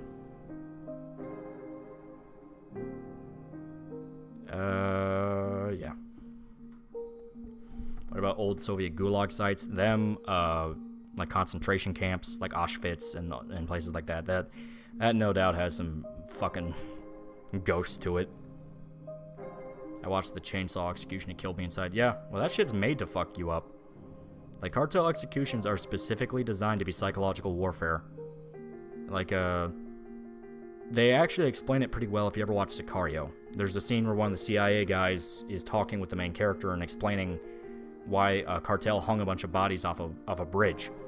They're so brutal with how they kill people because it's a sign to outsiders that, you know, it's a way of getting into their heads. You know, to outsiders, they think, well, they had to have done something to really piss off the gang because that's why they died so bad. When the truth is, no, they did it just to send a message. Yeah. Recently got an Odyssey account, still having trouble getting views, but it's no different than my situation on YouTube. Yeah. Well, you're also dealing with the fact that Odyssey is inherently smaller. So, $5 from RedRed222. Donate earlier, and I forgot to put a message. Like your vids and streams, I'm a fan. Even if some of your views do not match mine, I can respect them. Yeah. I gotta crack my back. Auschwitz isn't haunted, no deaths. No, it's got some people there. That's all I'll say. Use Fatal Frame OST. A lot of that's really just industrial groaning noises, so that's kind of, I don't know. I am waiting for the remasters of the trilogy, because the trilogy's coming next year. Maiden of Blackwater comes out in, let me see, like 2 days, technically, because we're past midnight now. Still remember the border scene in Sicario. That shit is iconic. Exactly, it's fucking great. Deadbug is my favorite horror crime channel. It's offensive to boot. I like him because he gives me the vibe of like a 70s exploitation narrator. Like he's making it seem so risque and dirty, and it's like you're sitting in like a cheap theater in the 70s and he's like reading shit off from like the projector booth. If any of you have seen Deadbug, he does really good work. I actually really like him.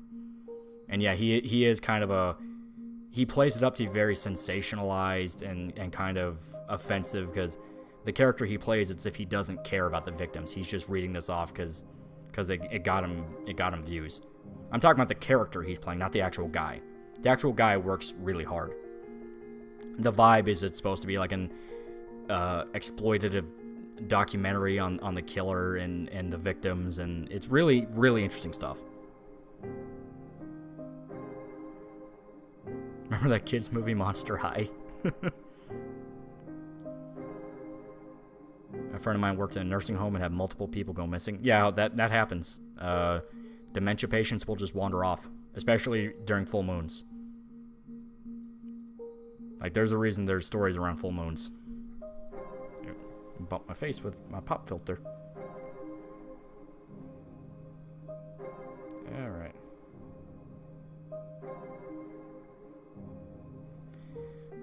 Multiple people saw a nurse after she went missing. She went missing after a fight in the parking lot, and there were slashes across her face. Yeah, well, yeah, that happens. A lot of shit that people like to chalk up to being mysterious can be explained by white trash.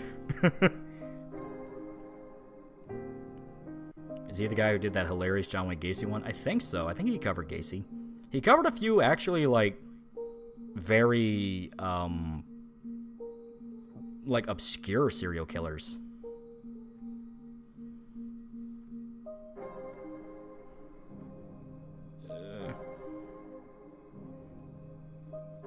Werewolves and shit. Yeah, well, that's only half of it. Like, there's actual I feel risky saying this because there's gonna be that guy that goes, well, actually, but there's actual studies that show that a full moon will affect your behavior.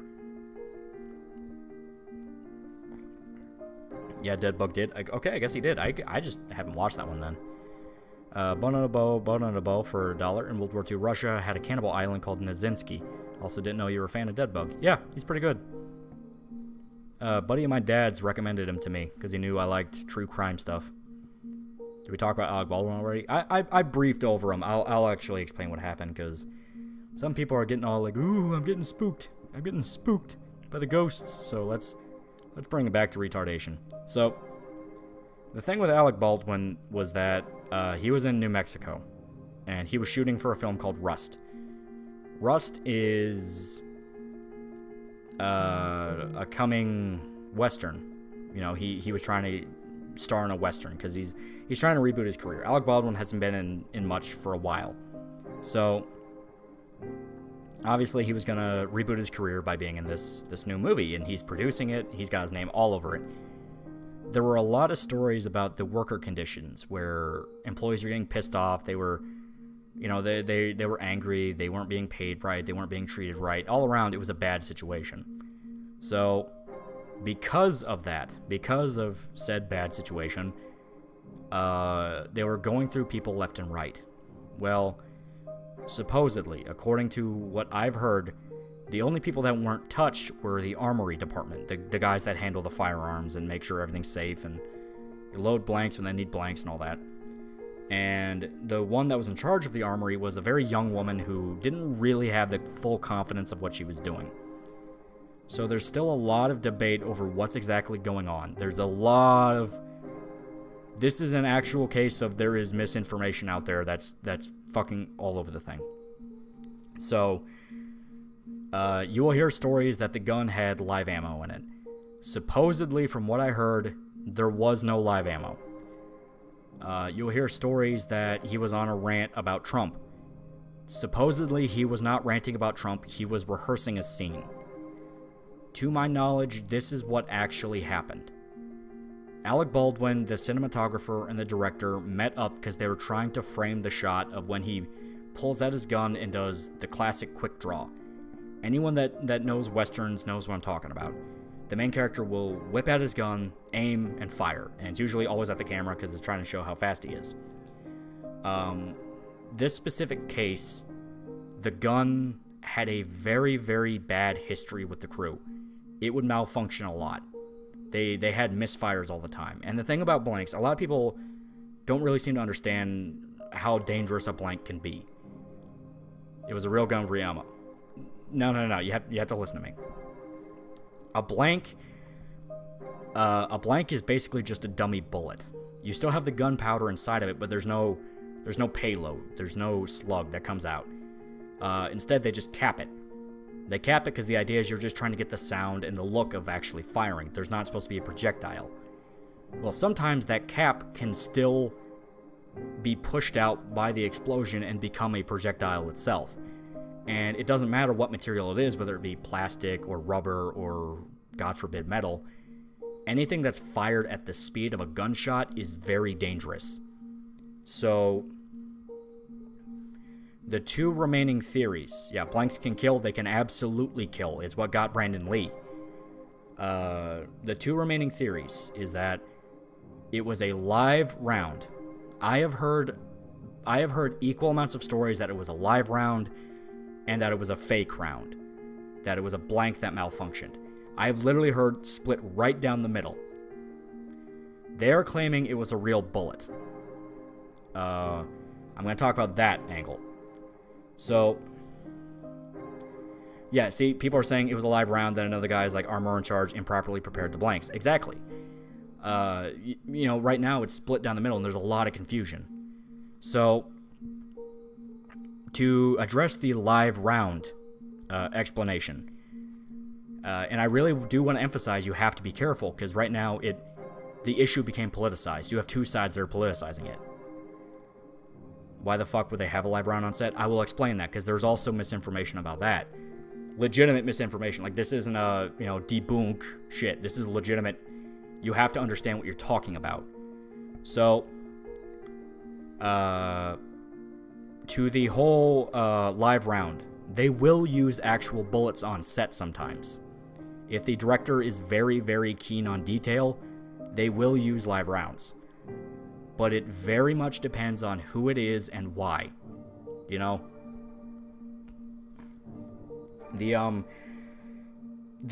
Some examples of why you would use a live round could be that you're trying to... You have a scene where they're firing, but it's not meant to actually go anywhere. You're just shooting off into the landscape. You know, you're shooting at a wall. You're shooting at something that has no people near it whatsoever. Some directors will, in fact, use a live round because it's the most authentic you can get. You have the actual sound. You have the actual... You have the actual look. You see the smoke. You even have the projectile.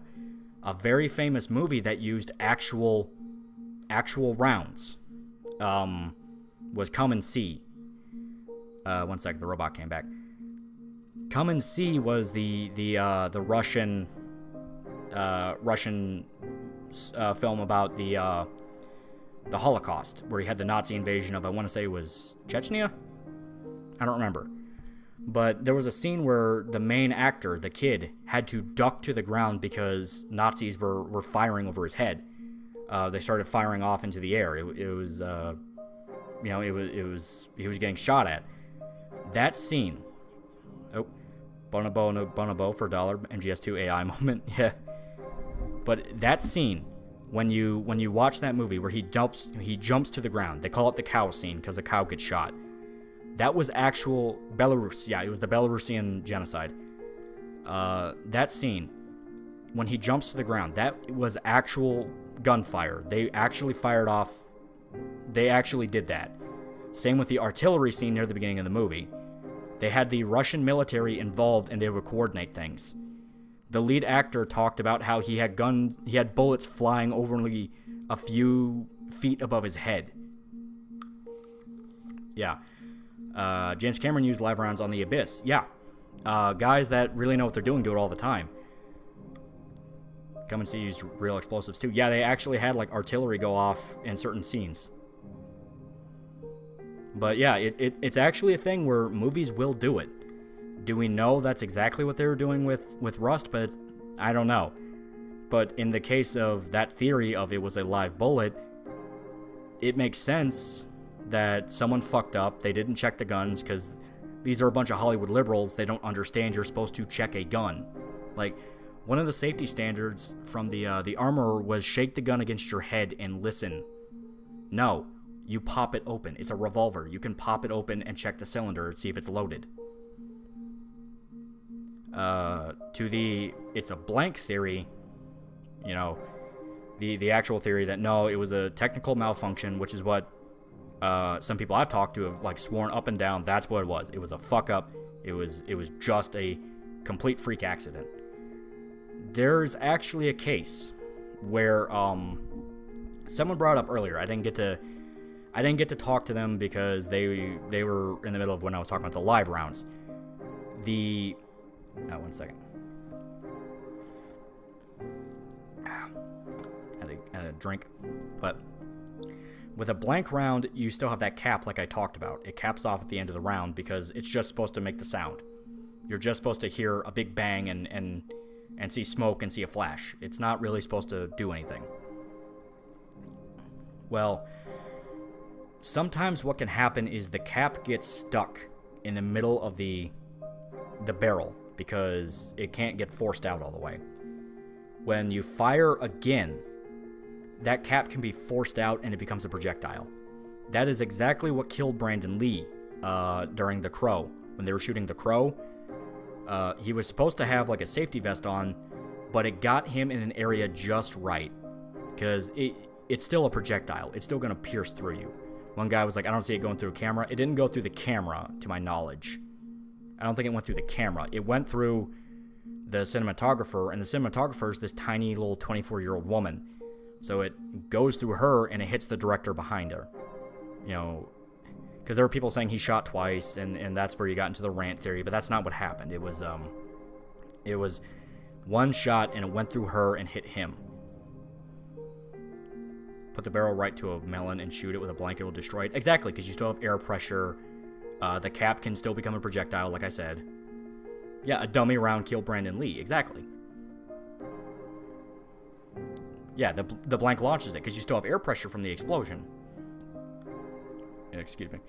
You know, it's still physics. You know, you still have the science of energy and the science of movement. So, you know, it doesn't matter if it's supposed to be a 100% safe round. If physics decides that thing's deadly, that thing's fucking deadly. It's why you always have to be careful with a gun. You know?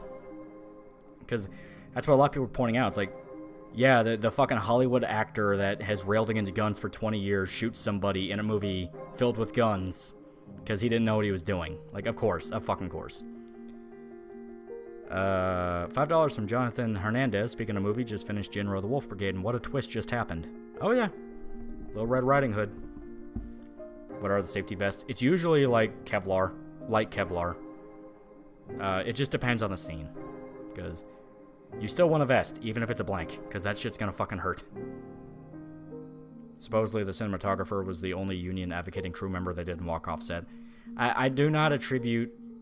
Unless I get definitive proof, and I mean definitive proof, someone wanted her dead, I'm not blaming this on a conspiracy or someone trying to kill her. I don't. I blame it on a fuck up. $5 from Kurt. Griffith did nothing wrong. Griffith's supporter who got brutally murdered by Berserk fans. Yeah.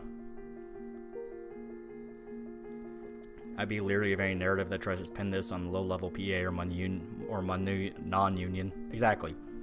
That's what I mean. People are going to spin this to be whatever they wanted.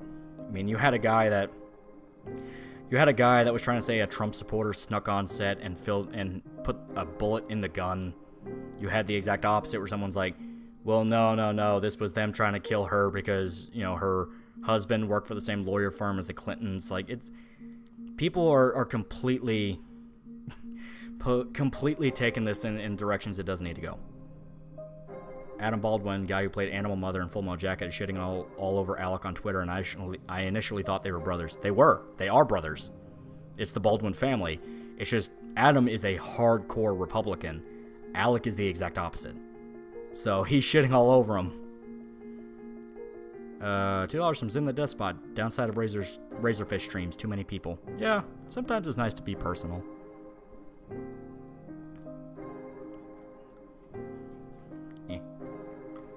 Negligence. Exactly, it's negligence.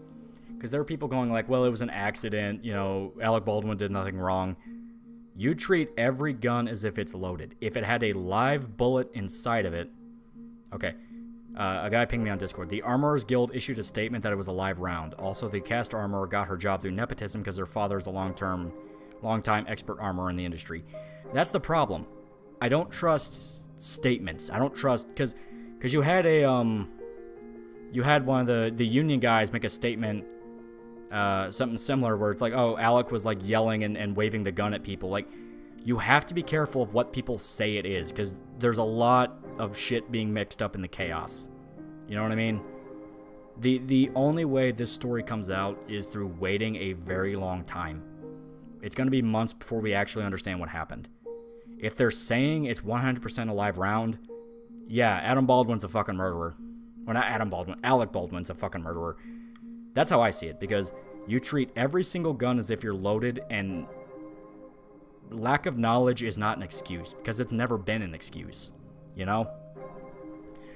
How many times have people railed on parents that, like, their kids shoot themselves with their guns? How many times have people railed on parents for that, where it's like, well, why is your gun anywhere near where your kid can get at it? You know what I mean? One of the most common rules of gun safety, never point a gun at anything you don't intend to shoot at, even if it's not loaded. Well, that's the thing. It's for a movie. The intent was he's supposed to shoot at the screen. So I can't blame him for aiming at them, because that was literally his job. The problem is, it doesn't matter if you know it's blanks. Open the fucking gun up, check the cylinder. You don't know. You know, it's a thing. You are possibly wasting, what, 5 seconds of time? 5 seconds of time. Because here. I want to show you guys something. Give me one quick second. I gotta put the mic back down. I gotta get a little mic stand to where I can like push it away from my mouth. Here. Now I do not know what period of time Rust takes place. I don't, you know. Okay. Let me. I don't know what period of time Rust takes place. I don't know what, you know, what era of revolver he's dealing with. You know, it might be an old style cowboy shooter. It might be something more modern where it's towards the end of the era. I don't know when Rust takes place. But there's a little thing I want to show you guys. I'll probably get screamed at for YouTube, but I'm ironically actually trying to tell you guys to be more safe. Like, I cannot even, it's astonishing to me. Where the fuck is it? Where did I put it? I always just throw shit places. Okay, there it is. Okay. I know where it's at now. Here we go. Here. You see this? You see this? This right here.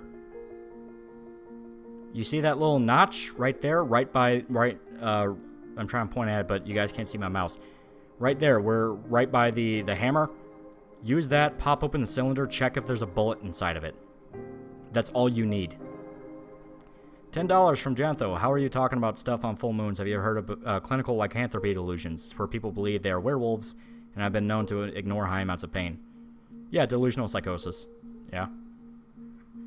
Delusional psychosis, you really do tend to see effects on the human body just because of the fact that, like, you know, they are so convinced they are a monster that their body will just kick in adrenaline and do this shit, and weird shit can happen. But yeah, see? $2 from Grape 8. Grape 8. Confirm for the world that you aren't suicidal. Knowing about guns does not equal you're suicidal or want to shoot up a Kroger. Just saying. Depending on the era, it could have been a breach, individual chamber check instead of a cylinder. Exactly. I want to know exactly what he had. But even then, I do not believe it's an excuse to... I don't believe in an excuse to say he didn't know. You know what I mean? I know everyone's making Agent 47 jokes. Yeah, I love that copy pasta where you have Agent 47 swap out the gun and all that. Yeah, it's great. I'm going to get rid of that before YouTube gets mad. But yeah, you know, like, I want to know what type of gun it is, because even then, even though I say that, yeah, I do, but that's not the point. Yeah. Like, you cannot say, well, Alec didn't know how to open it up, you know? Alec didn't know how to reload the thing, because that's not an excuse. You know what I mean? If you pick up a gun, it doesn't matter the context. It doesn't matter if it's a fucking... It doesn't matter if you've been told a million different times there's no bullets inside of it. Check. Literally. Check. That's why I hate people when they say fire warning shots. Yeah, do not do that. Do not do that. What comes out of that gun, it goes somewhere. And if you're just firing randomly up into the air, that can fucking kill somebody. 5 seconds that could prevent a death. Exactly. Echo. Yeah, sorry. My headphones are... My headphones were pointed at the microphone, so I think you were kind of getting a little bit of reverb there. I've been in 5 movies. One of them was a crime shootout kind of movie. Can't name, but us actors were not supposed to even check if the gun was loaded or not. There was a person that did it. That, to me, is bullshit. I'm sorry. I really do not like that rule. I don't like the rule that you cannot check the gun yourself. Because you get situations like this where the armorer fucked up. And it's like, okay, dude, what the fuck? It takes 2 seconds. Especially if it's a crime shootout where it's a, a modern gun. You know, like a Walter or a Beretta or something like that. Drop the magazine rack it back, check if the thing looks a little too real. You know what I mean? Don't be like Boogie and fire a warning shot in the school zone. Yeah, I can't believe we let Boogie get away with him shooting up that school. This is why The Walking Dead uses rubber guns. Yeah, and they just CGI gunshots. Yeah, hand reveal. No, that was like a stock image. I remember the scene from The Wire where Prez Belusky fires the gun on trigger on his gun, forgot a bullet was in the chamber. Yeah, because all he did was drop the magazine. He didn't pull back on it. Also, he was using a Glock. I do not fucking trust Glocks. It's like he was trying to show off the trigger safety. He's like, yeah, it won't go off. And it fucking went off. I used a real one in the movie, but even though I wasn't supposed to check, I checked. The gun got yelled at too. I've been hunting since I was 8. I know how to handle it. Exactly. Like, having that little bit of self-accountability never goes wrong. Because I guarantee, now that Alec Baldwin just killed somebody on set because he didn't check the fucking gun, you're probably going to see a lot of movie productions say, yeah, you should probably take a look at that. You can't keep getting away with it. You know, it's a thing. Boogie did what? Oh, it's so terrible. Boogie shot up that school because the children kept stealing his Mountain Dew. It was so awful. Frank Castle tried to protect the kids, but there was nothing he could do. But no, in reality, it was when Frank Castle was fucking with Boogie and Boogie fired a warning shot. What are your thoughts on people saying this should have been CGI? Tim Pool went off on that. Well, listen. Like, they don't understand the mind of an artist. I know that sounds very pretentious, but I literally mean it. I literally mean it. If a director can get as authentic a scene as he can, he's going to do it. If they really care about details. There are definitely those that will say, fuck it, we'll CGI it. But CGIing it looks bad. You are never going to convince people the way you can if you have them fire blanks. Heat. Heat. A movie with what is considered probably one of the greatest gunfights in movie history. All done with blanks, and all the audio was microphones they put around the city so they could pick up on the gunfire. So, the idea that no, you only use CGI, you don't understand how much that can kill the details. You know what I mean? If you CGI the gunfire, it looks bad. Meanwhile, if you have blanks, if you have authentic gunfire, I guess you could say. That show called The Rookie with Nathan Fillion went from real guns to airsoft guns because of this. Well, that's the thing. You just have to know what you're doing. Stop letting the armorer be the end-all be-all. As a gun nut, heat makes me cream. You know what I mean? Because Michael Mann gave a fuck. He had all of his actors be trained by actual SAS soldiers he was friends with. When Val Kilmer does the reload, drop, pop the magazine, put it in, cock it back, get back up and start shooting, that's literally used as an example on how to do the maneuver correctly. Michael Mann gave a fuck. There was not going to be a mistake on his set. With Rust, you can tell there's a lot of mismanagement. They don't really know what they're doing. And that caused an accident. If you don't take it seriously, the world will make you take it seriously. That kind of thing. Val Kilmer, Goat Reload. And that's what I mean.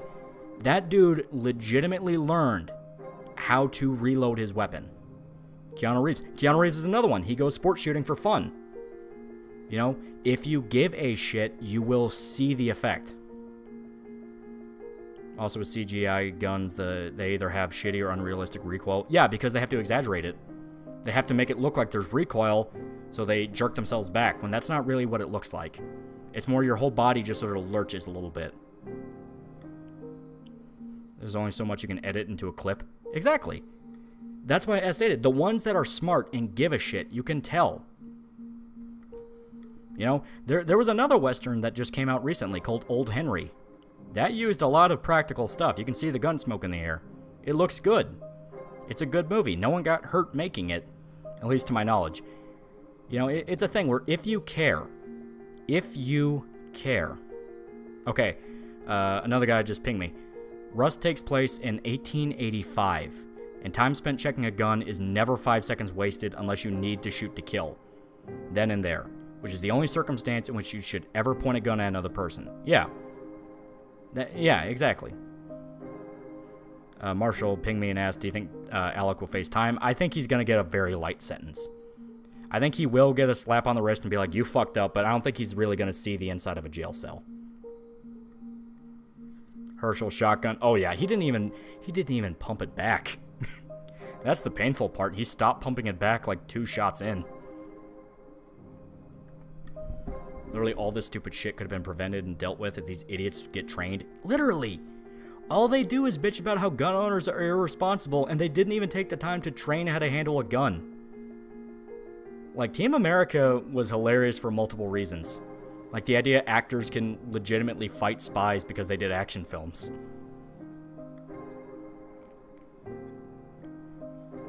Gun education should be fucking mandatory. There's so many fucking situations that could have been avoided. Some retard knew how to treat a gun. Yeah. Well, have you ever played Call of Juarez? Yeah, I played a few of them. I like Gunslinger. Bound in Blood was pretty good from what I played. They're going to use this as an excuse to ban more guns. I don't see how you can, considering, like, it was a prop for a movie and it was caused by utter incompetence. Most I can see it is, like, Hollywood really tries to clean up their act on, like, safety standards. It doesn't even take that long to teach them. Really, it doesn't. It's just about muscle memory. Come on, stop trying to hit me and hit me. God, I love that movie.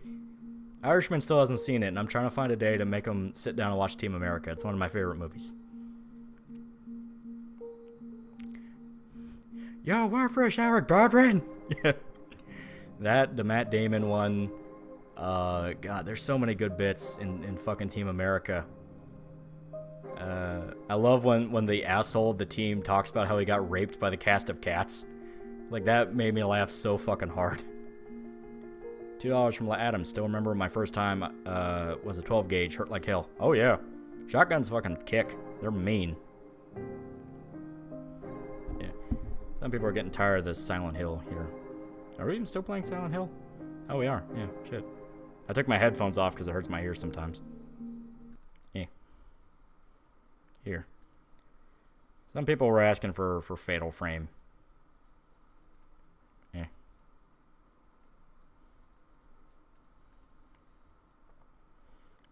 Yeah. And fair warning, it's probably going to be kind of loud because I'm going to be clicking and clattering before I actually get to it.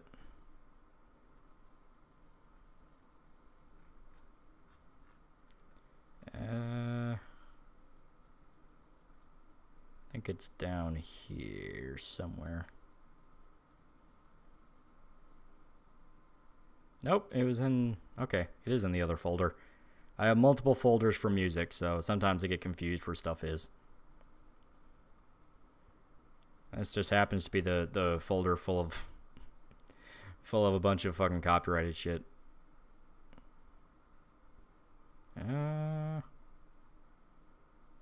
There it is. Okay. I'm going to turn it down a little bit just for... I want to be able to listen to it.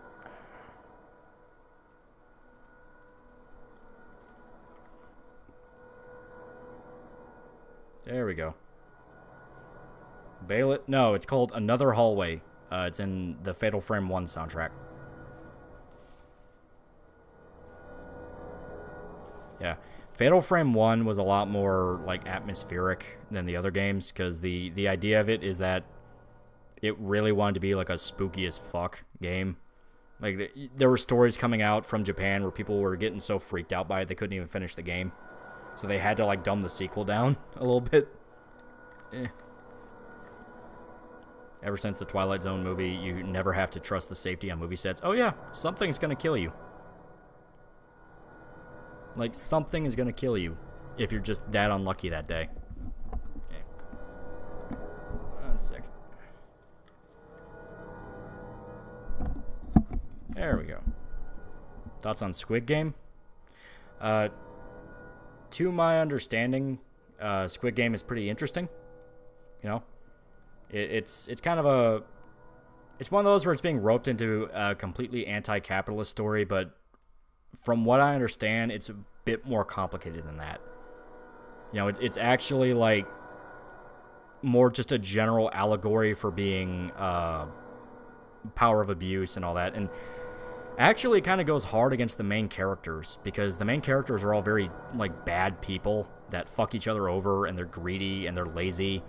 So it's one of those where I hear everyone talk about like, yeah, it's about how people are exploited by capitalism. It's like, yeah, it seems a bit more, you know, it's a thing where you know, I plan on talking about this eventually, because I do want to do a video on Apocalypse Now. It's one of my favorite movies of all time. I love, oh, dropped my phone.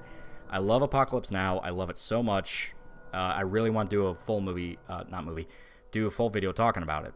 Because I already talked about Spec Ops: The Line. I really want to talk about Apocalypse Now, which basically inspired it. I believe there's stories that go beyond politics. You know what I mean? Like, everyone wants to make everything political nowadays, and they don't understand that's a very surface level way of looking at things.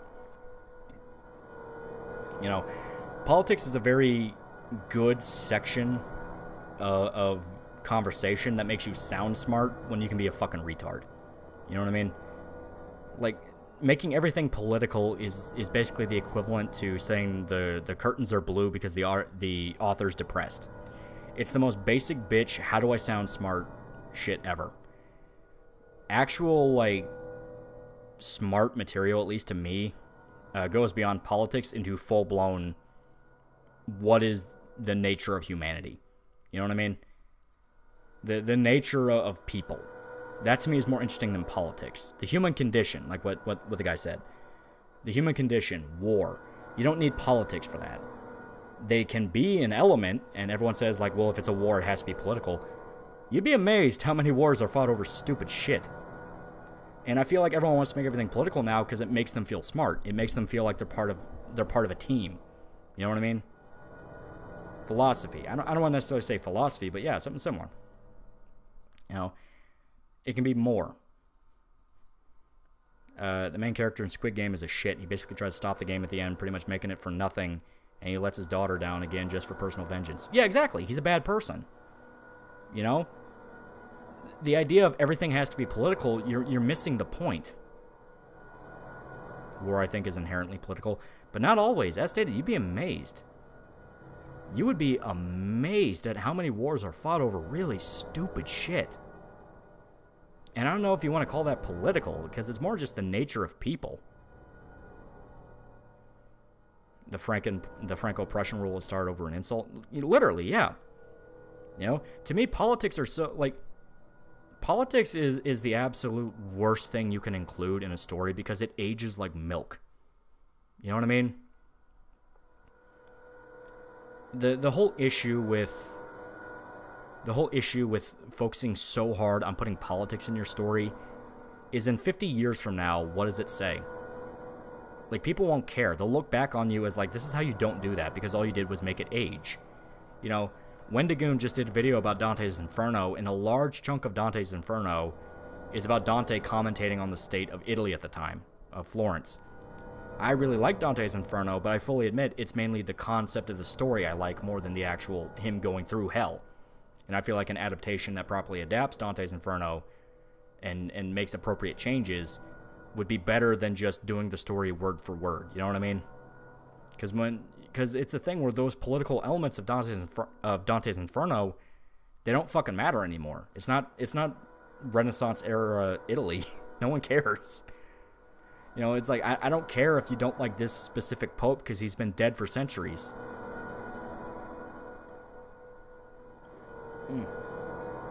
Not political, but political themed. Well, you can do that right, where the politics are weaved in a way to where it's about more than politics. You know what I mean? It's a thing where I don't care about this specific side of assholes being evil compared to these specific guys. You can make a fun story out of it, but acting like you're better than anybody is stupid, because 50 years from now, you're probably going to be the bad guy. Love the new Megamine art. It's not really Megamine, that's Tomy. Long story, but, you know, How are you and Shota doing? I'm doing fine. Shota is exhausted, and he really wants a break, but he's never getting one. Politics is such a loose filter, I could easily make the argument One Piece is about the necessity to destroy the state of Israel when it's obviously not what Oda is writing about. Exactly. Exactly. You know, politics are such a small scale compared to what you can do.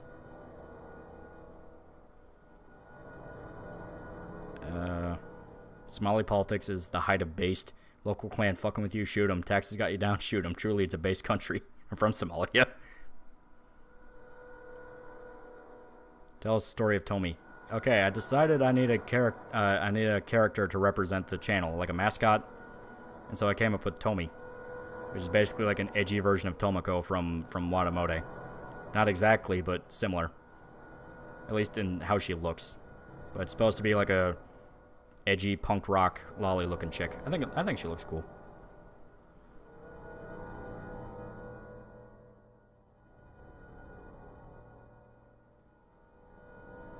Politics are big gay. They absolutely can be. You know, it's a thing where, you know, politics at the moment I feel are important, but I'm not going to deny that, like, at the very end of things, you know, when we're all in flying cars, we're going to look back at this period and think, man, we're fucking stupid. I hate how the Everything is Political crowd can't tell the difference between MGS2 politics and Bill O'Reilly boss fight in DMC. Literally. They don't understand. Tomi from Junji Ito? No, she's her own thing. I did get the name Tomi from Junji Ito because I do like Junji Ito, but it's not supposed to be her. I will now draw lewds of this mascot. Go ahead. She has a sister named Tanya, and that's the one that Sai's working on now, and that's interesting. We basically have these little like caricatures of like, you know, it's representative of the numbers of people involved with the channel. Not exactly, but you know what I mean. It's not supposed to be representatives of us. It's just little mascots. So.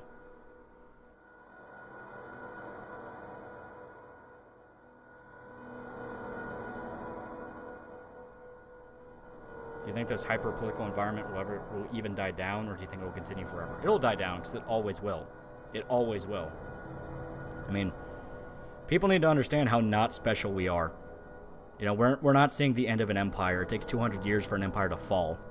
You know, we're dealing with a bad period, which could lead us down a road to where we're not exactly what we started as, but, I mean, I know for a fact this shit's going to die off, because eventually the next coming generation's going to hate it, and then that next generation is going to hate who came before. It's a cycle. It really is. Who is Irish's rep? We assigned him Bato, which is the text-to-speech robot that everyone is really sad about. Tomi, the hentai artist? No. That background music really is fucking with me. Yeah, it's Fatal Frame. Yeah, Fatal Frame. Fatal Frame is super good. I'll turn it down a little bit. There we go. There we go. Just enough. $2 from Adams. Thoughts on Fallout 3 finally be playable? Fallout 3 is finally playable? I mean, it's... I like Fallout 3. Yeah, I was fine. Everyone's freaking out. Is the music getting louder?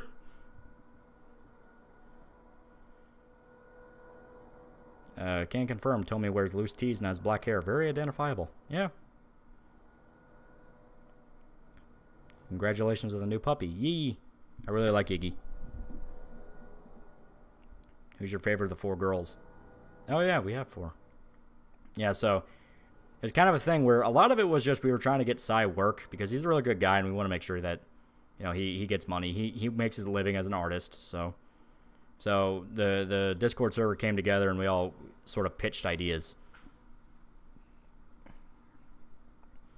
Would you ever create any kind of social media account for this channel? Everywhere I go, I get banned. How's Iggy? She sleeping? Yeah, she's sleeping.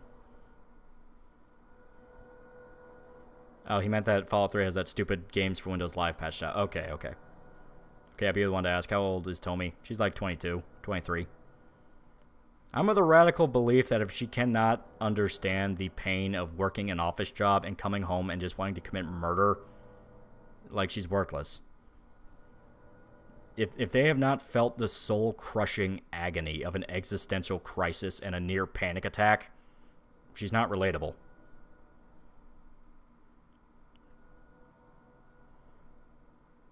Congrats on hand reveal. Also, doggo cute. Yeah, I really like Iggy. I really like her. I said I've gone like full, I've gone full like Facebook mom over Iggy. I'm posting pictures of everyone annoying the shit out of them. You can see Tommy's collarbone. Tommy's breast size for research. Well, you can see it right there. Her shirt's just striping off. It's like Rushia from HoloLive. Just a flat board. It's a tragedy, really. How old is Iggy? Oh, she is like a puppy. She's months old. Maybe like 2 months. She is tiny.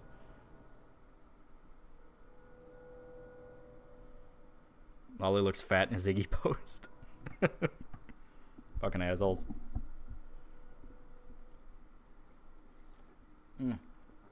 Is Iggy named after JoJo Part 3 Iggy?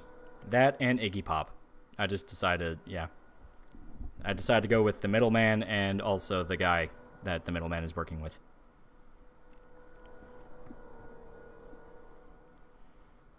Alright. How have your cats been dealing with the new puppy? They've been alright. The old one is still kind of crazy, so she doesn't really care. Our oldest cat is basically a dementia patient. She looks around with big wide eyes and she's jumpy at everything now. She is genuinely like 16 years old now. Holy shit. She's an old fucking cat. The second oldest, the big one, that's how we call her, because she's a huge fucking cat. She's still kind of wary. Like, she kind of stalks around and watches her, and is obviously like skulking around her, and she doesn't seem to understand that this is a new creature that's going to be living in the house. She hasn't tried to attack her. You know, no one has hurt the puppy, so that's good. And the smallest one, the kitty, that's how we refer to her, because she's still she's the baby and all that. She does not care. She walks around and pretends she doesn't exist. Does Tommy have a fat ass? I won't say no. $5 from web browser. Near Automata OST, please. Little Ilthea Daddy. I'm not sure. I like the spooky music, which I actually can't hear anymore. I'm sad now.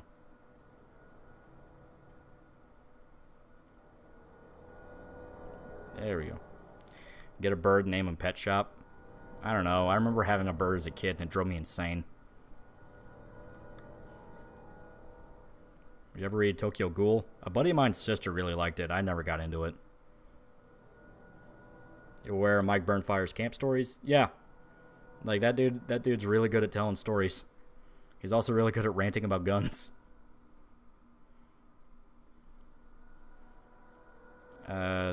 It's like how in the Bible, I believe in the book of Revelations, it refers to Nero Claudius as Satan. I'm not sure what that's in reference to. Hey. Oh, you keep saying we. Do you have a girlfriend? No, I'm living with family at the moment because my brother had to sell his house. So I'm technically back home, but, you know. Actually ended up being kind of a smart decision because with the fucking Biden shit and all the inflation going off, yeah. Yeah, I'd rather be living with multiple people than just me and my brother. Because that mortgage, we got out when the getting was good, to put it lightly. What kind of shoes do you have on? Like Nikes? Zach's a godsend. Well, wasn't that... Weren't they talking about Mike Burnfire? Oh, no. Mike is the guy that hangs out with Zach. Okay, yeah, I fucked up. Did MGS first-person pro position give me PTSD? No, I'm good. I like MGS a lot. It was a really good game. Very good video game. It holds up even if it's like a fucking PS1 game. It's nuts.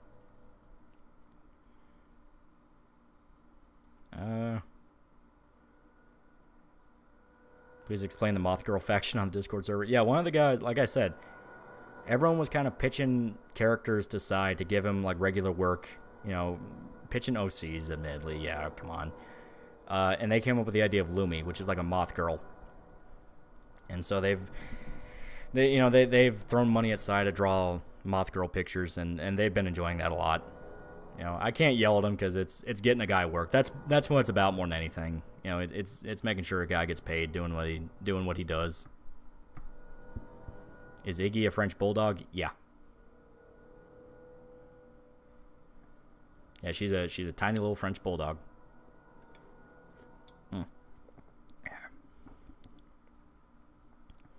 Last name Hunt, first name Mike. Sniper Wolf's pixelated cleavage. Yeah.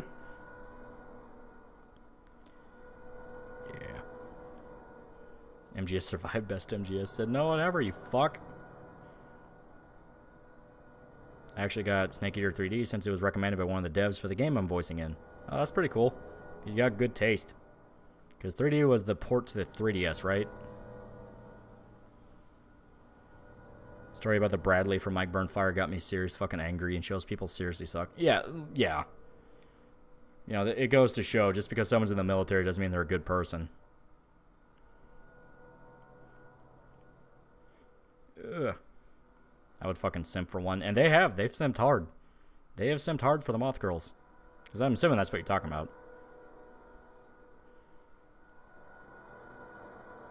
It means that the Book of Revelation in the Bible was written to portray Emperor Nero of the Romans as a bad guy to Christians by associating him with 666 during Roman times.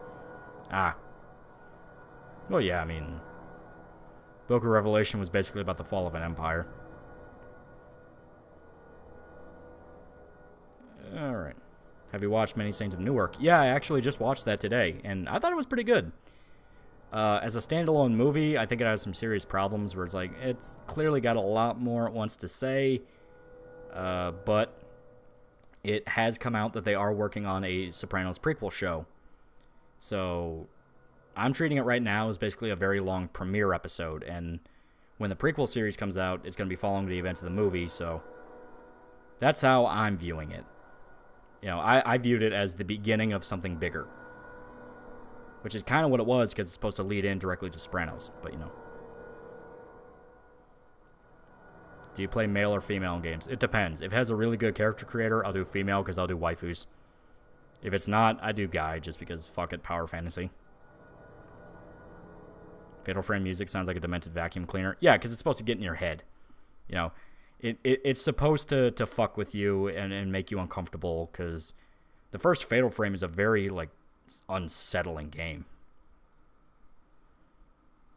I thought it was going to be another movie, not show. No, they announced it's going to be a series. They're gonna actually make a prequel series. I don't know if it's going to be multiple seasons or if it's just a mini series to lead up to the events of the series, you know, the actual show. But you know what I mean. Would you recommend Dune? I liked it a lot, but don't go in expecting Star Wars. It's something completely different. It's really, really good, but it's not. It has such a specific vibe. That's the one with John Bernthal. Talking about Many Saints? Yeah, he plays Tony's dad. He's not bad, but he's not really in the movie that much. Maybe I'm weird or I'm associating the music with a scenario, but I kind of like Fatal Frame music. Yeah, it's good. It's good. It's just freaky. David Chase said if the pilot to The Sopranos didn't get picked up, he would film another hour of footage and release it as a movie. Which, yeah, that makes sense.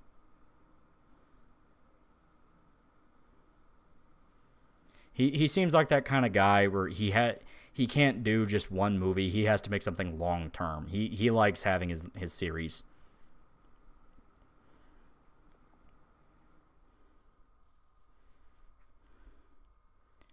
Yeah, I love the movie since I read the book and knew what to expect. Yeah, Dune, yeah.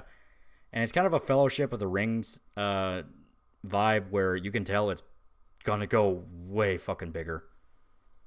Does Dune still have the ear rape music? I liked the music. I thought it worked. You know, I like the unsettling, more abstract, you know. Did the music stop? Yeah, I turned it off. Because honestly, we're only going to go a little bit longer than I'm going to call it, because it's almost 1 in the morning.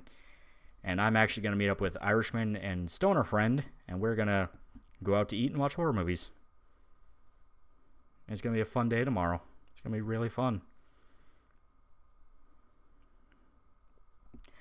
I hate how they marketed Dune as an action epic when that's not what it's about. It is an epic, but I see what you mean. It's not Star Wars. That's the comparison I keep having. Where it's like, yeah, no, that's not that's not it. Metro Exodus or Fallout New Vegas? That's kind of hard, but I do like Exodus a lot.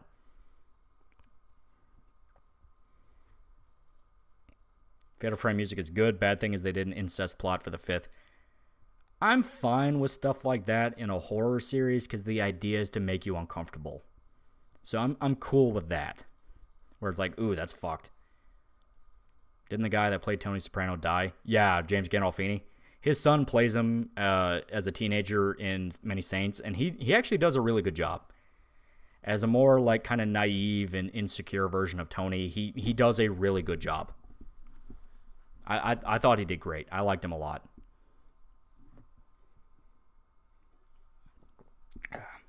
Like there's a scene where he's talking to Dickie, because the movie is mainly about Chris's father. Funny enough, if you know anything about Sopranos, you know what I'm talking about. Chris Moltisanti was a major character in The Sopranos, and there was constant references to his father being like a legend among the mafia. So it decided to follow Dickie. And you see kind of his perspective and the time frame at the time. And there's a scene where Tony is talking to Dickie about a favor. He wants to get medicine for his mom, you know, and he's trying to get Dickie to help pressure his mom into taking antidepressants, because if you know anything about Tony's mom, she fucking ate him. Well, that scene where he's trying to like manipulate Dickie into doing it, that was Tony. That was him. He comes at you like a friend, and he's trying to make you think it's your own idea. Like, yeah, that was a good scene. I feel like Gandolfini's son really did live up to his dad. I mean, he's not as violent as Tony, where he could get fucking scary, but yeah. Am I the only one who got AJ vibes from young Tony, only a little less of a shit? Well, I think that's what they're going for, because, I mean, obviously, you know, it's Tony's son, so they're gonna make comparisons to Tony's son to Tony when he was a kid. You know what I mean? Hell, when Tony was a little kid, where he was like 10 years old, he looked a lot like AJ, just a lot fatter. If you want to laugh, play New Vegas. If you want to feel melancholy, play Metro. Yeah, that's actually a perfect way to put it. New Vegas is funny. Metro is sad. You see articles saying Michael Myers is homophobic for killing a gay couple. Yeah. And I love I love, if anyone's paid attention to the new Child's Play, they have Chucky's like manipulating a gay kid to become a killer. So they have like Chucky is pro-gay and Michael Myers is anti-gay. And that's how you'll get like Michael Myers versus Chucky. $5 from Adams. Remember Madness Combat from Newgrounds is the game. Crinkles, the creator, has been working on it for 7 years and it's finally out. Holy shit. I completely forgot about Madness. I'm not even going to lie. I'm actually shocked.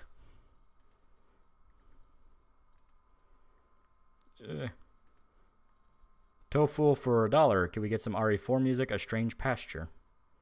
I'm not sure about that one. Michael Myers is actually based. A lot of people theorized AJ got into the Mafia later in life after Tony died. I can honestly see that as a possibility. Yeah. Well, a major theme of The Sopranos was basically the cycle of neglect and abuse. You know, where Tony had a really fucked up childhood, and from there he developed issues that he was taking out on his family. Why the heck are people expecting good things from these monsters? Well, because, like, they don't understand. Well, they do understand. They're doing it for hate clicks. They're doing it to piss off fans and get them to gun after you. They know what they're doing. They know it's not supposed to make sense and it's not supposed to work that way. They just bitch about it to bitch about it. Like, the most innocuous trope that has been in movies forever, they will complain about because it's been in movies. Everything you love will be torn down, that kind of thing. And yeah, it's manipulating a gay kid into becoming a killer. Wasn't that the plot to one of the Nightmare on Elm Street movies? Yeah. No, Nightmare on Elm Street 2 was Freddy trying to possess the kid. Child's Play, the new Chucky series that just came out, it's specifically about Chucky manipulating a kid to take up his mantle and become a serial killer. I actually like the new Child's Play series. I'm not even gonna lie, because I know I mentioned, like, you know, Chucky manipulating a gay kid, but the actual creator of Child's Play, Don Mancini, I don't know how to say his name. He is gay in real life himself, openly gay, and he's based the childhood of the main character around a lot of the stuff he dealt with as a kid. So he was blatantly gay as a teenager, and a lot of the kids would fuck with him, and his dad abused him for it.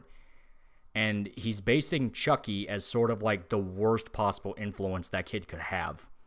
As, like, you know, all these people are openly shit-talking him and making him feel outside and alone. And Chucky is that devil on his shoulder that's whispering all the right things in his ear. It's like, no, I'm your friend. I'm here to help you. We're going to go after people who deserve it. And he doesn't understand Chucky is not his friend. It's actually a pretty good show. It's actually a pretty good show. Your first pronunciation was good. Don Mancini? Okay. Yeah, I genuinely really like the new series so far. It's pretty good. You can tell it's a labor of love. You know, they really do care. I want to say that explains a lot, but I've also never liked Child's Play for personal reasons. Is it the doll? Is it the doll? Do you think we'll all look back and see wokeness as a cringy trend? We're seeing it right now. Like, we're seeing it right now. It is a bad trend. It's just people fall for it. That sounds pretty good, actually. Oh, yeah, it's really good. And Brad Dourif, like, man. Brad Dourif as Chucky, he fucking steals it. He fucking steals it. The gay kid has a trans flag in his room. I hate it. Well, I mean, as stated, he's a gay kid growing up in 2021. What do you expect from him? And he's being manipulated by a fucking serial killer. Like, come on. You know, it's a thing where I feel like it's handled in a way to where it still feels legitimate. It's the doll. Remember my buddy? Okay, there you go. Yeah. They're actually really funny movies. Honestly, who do you think killed or had him killed Tony in the end? My guess is it was Paulie. Paulie, yeah. Because he was always the one where him and Tony had a weird relationship. They loved each other, but they would absolutely kill each other. Who's here looking forward to Miracle-chan? It's out. You can watch it, and it's pretty good. I agree with that. Child's Play movies fell into the slasher trope, whereas the new Chucky movies seem to carve out its own narrative. Yeah, it's interesting. You know, it's interesting, and I like what they're doing with it. Because they still address Andy's a thing. They still address Nika as a thing. If you've watched the new movies, you know who I'm talking about. Yeah, I'm still on board with it. And as stated, Brad Dourif is just so much fun, where, yeah, you have all this cringy woke shit, but then you have a legitimate manipulative monster talking to you. You know, like, all he's doing is pushing Jake in the right directions, and I love it. You know, where there's a scene where Chucky kills somebody, and Jake finds out about it. He finds out the person's dead, so he goes right up to Chucky and goes, "What did you do?" And Chucky lies to him so great. Like, it's one of the best scenes in the show, where he's swearing up and down, "I never killed her. I didn't do it, because if I wanted to kill you all, you would be dead. You'd be dead before you even realized I could talk." Like, it's just such a great scene, because he's trying to convince Jake that he's a vigilante. I only go after people who deserve it. You know, he's trying to make Jake, you know, believe that he's a bad guy, but he's not a bad guy. No, the truth is, he's fucking evil. He is fucking evil. Have you watched Chucky? Have never seen the Chucky movie. They're fun. Go in expecting comedies until you get to the more modern stuff, like Curse and Cult. That's where it gets a little like, ooh, that's kind of creepy. Where's this Chucky series? HBO. It's on USA, and by extension, you can watch it on Hulu. Is Kami-san out? Yeah, it's out. It's had episodes so far. If you want to see a great over-the-top Brad Dourif, watch Death Machine. Yeah, that's fun as hell. But with Chucky, like, he's legitimately creepy. Like, that's where he's still over the top when he wants to be, but When he wants to be quiet, that's where you get the freaky Chucky. Thoughts on the AI one? Oh yeah, the reboot, Mark Hamill. That one sucked. When you see the movie without Brad Dourif, you understand why he was so essential. Him and Don Mancini made the franchise, and they know it. They're really good friends. Do you see Jamie Lee Curtis comparing the mob justice in Halloween Kills to BLM? Yeah, and I loved it.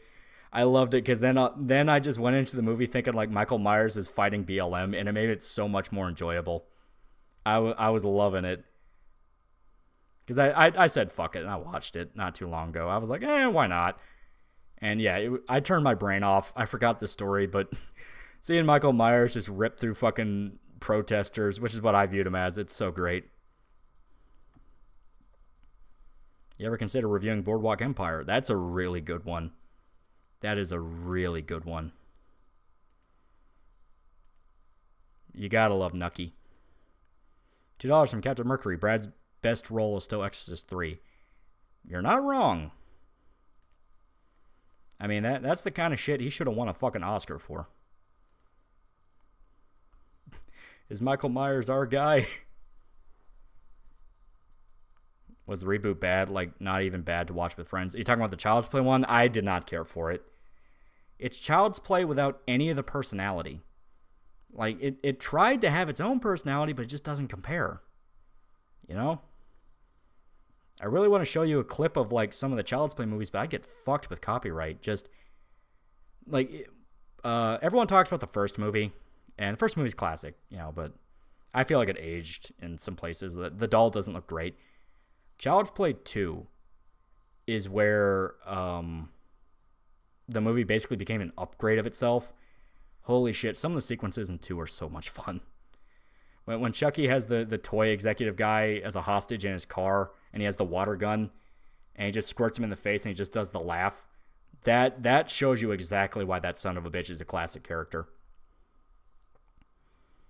Has his son ever made a reappearance? No, but they do talk about Glenn.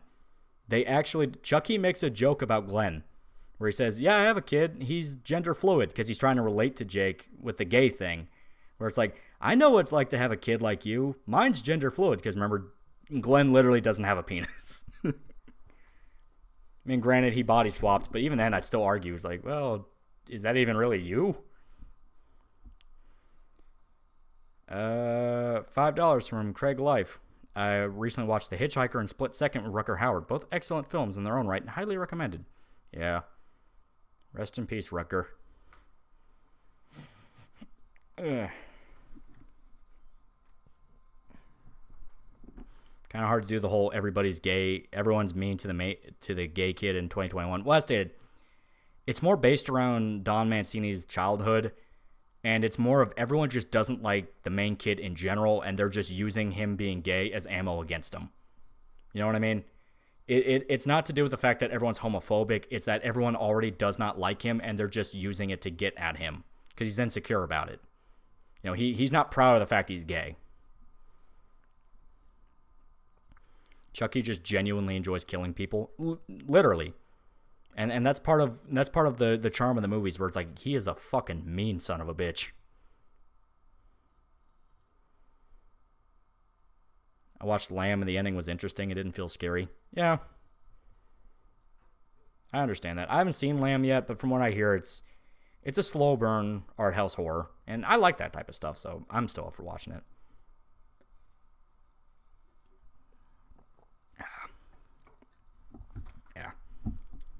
To be honest, when I heard the reboot film having a robot toy as the doll rather than a killer possessing it, I thought it was going to suck, even if Mark Hamill was behind the role. Literally. Why the fuck did Bride have to establish she's anatomically correct? No, the worst one was Seed. Seed of Chucky was where it got uncomfortable, because not only was he anatomically correct, his semen causes hyperpregnancy. Like, oh god. You don't become a serial killer because it's boring. Yeah. I love Midsommar a lot. I like Midsommar a lot too. I thought that was one that was really underappreciated. Really underappreciated. I thought it was good. Why not just lie and say straight? Because everyone already knows. Like, Like, it's one of those, it was already out. There's nothing he could do. You know, he can try and lie, but everyone already knows the truth. It's like, dude, come on.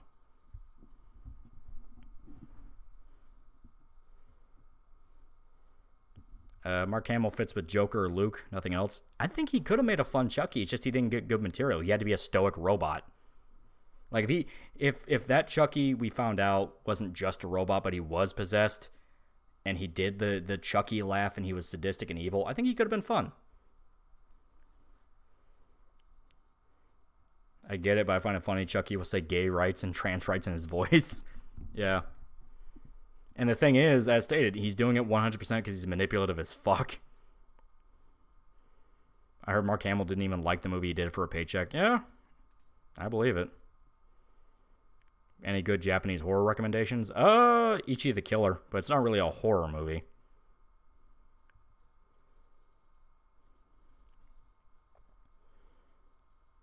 Gonna pull a double shift today? Oh god, yeah. Oh boy. Nah, disagree. Mark Hamill has range. You talking about for or against him being Chucky? Because yeah, I agree. I think he would actually be a really fun version. He just needs the right script. He needs the right material. You know, let him be sadistic as fuck. Mark also voices Skeletor in the He-Man series animated by the Castlevania studio, and I feel like he could do a good job. It's just that show has a lot of other problems. Anything Takashi Miike. Yeah, that is a good idea. I would also recommend One Cut of the Dead, but like One Cut of the Dead is a movie that relies so hard on lying to you because that first time you realize what it actually is so perfect. It's so brilliant.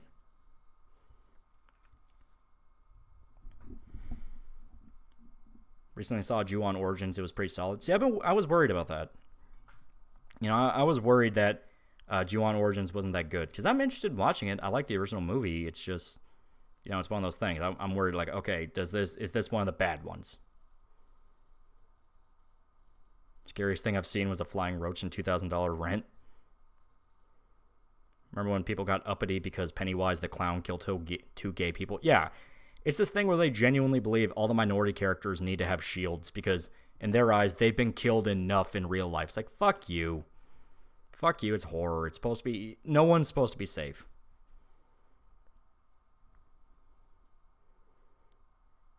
What is it here? Tommy's lips moved. What the fuck? No, I think he's just staring at it too much.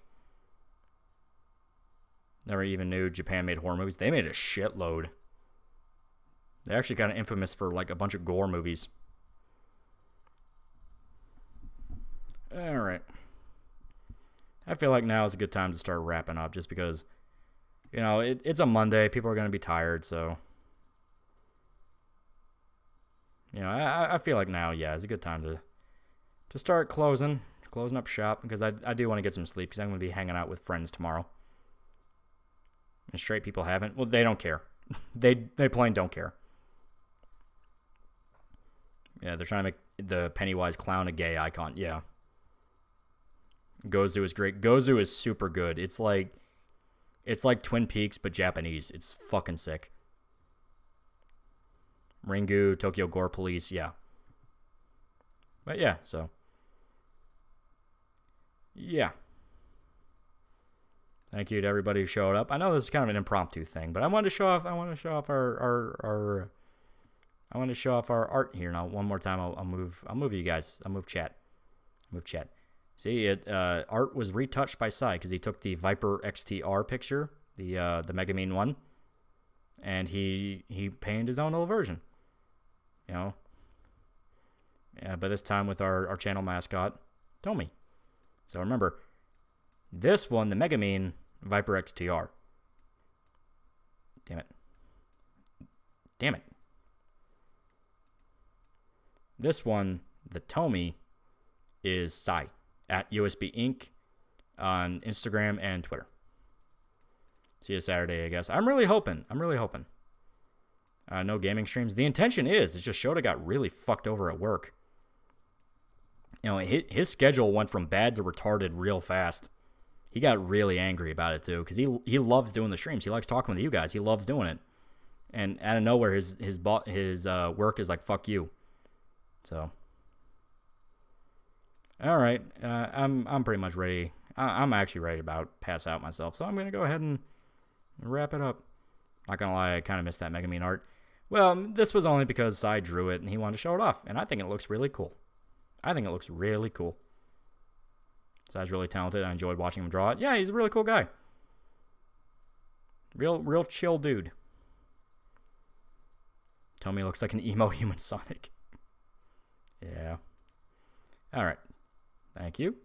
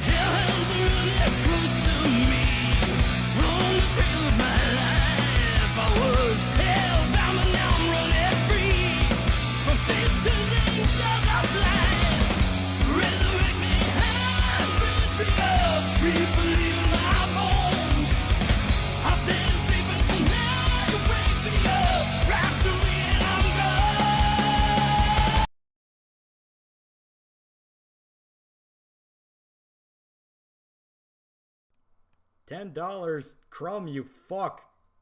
How's Iggy doing? I want more cute wrinkled pics of your new dog. I'm posting them in the Discord, you asshole. You ruined our thing. Alright, goodbye.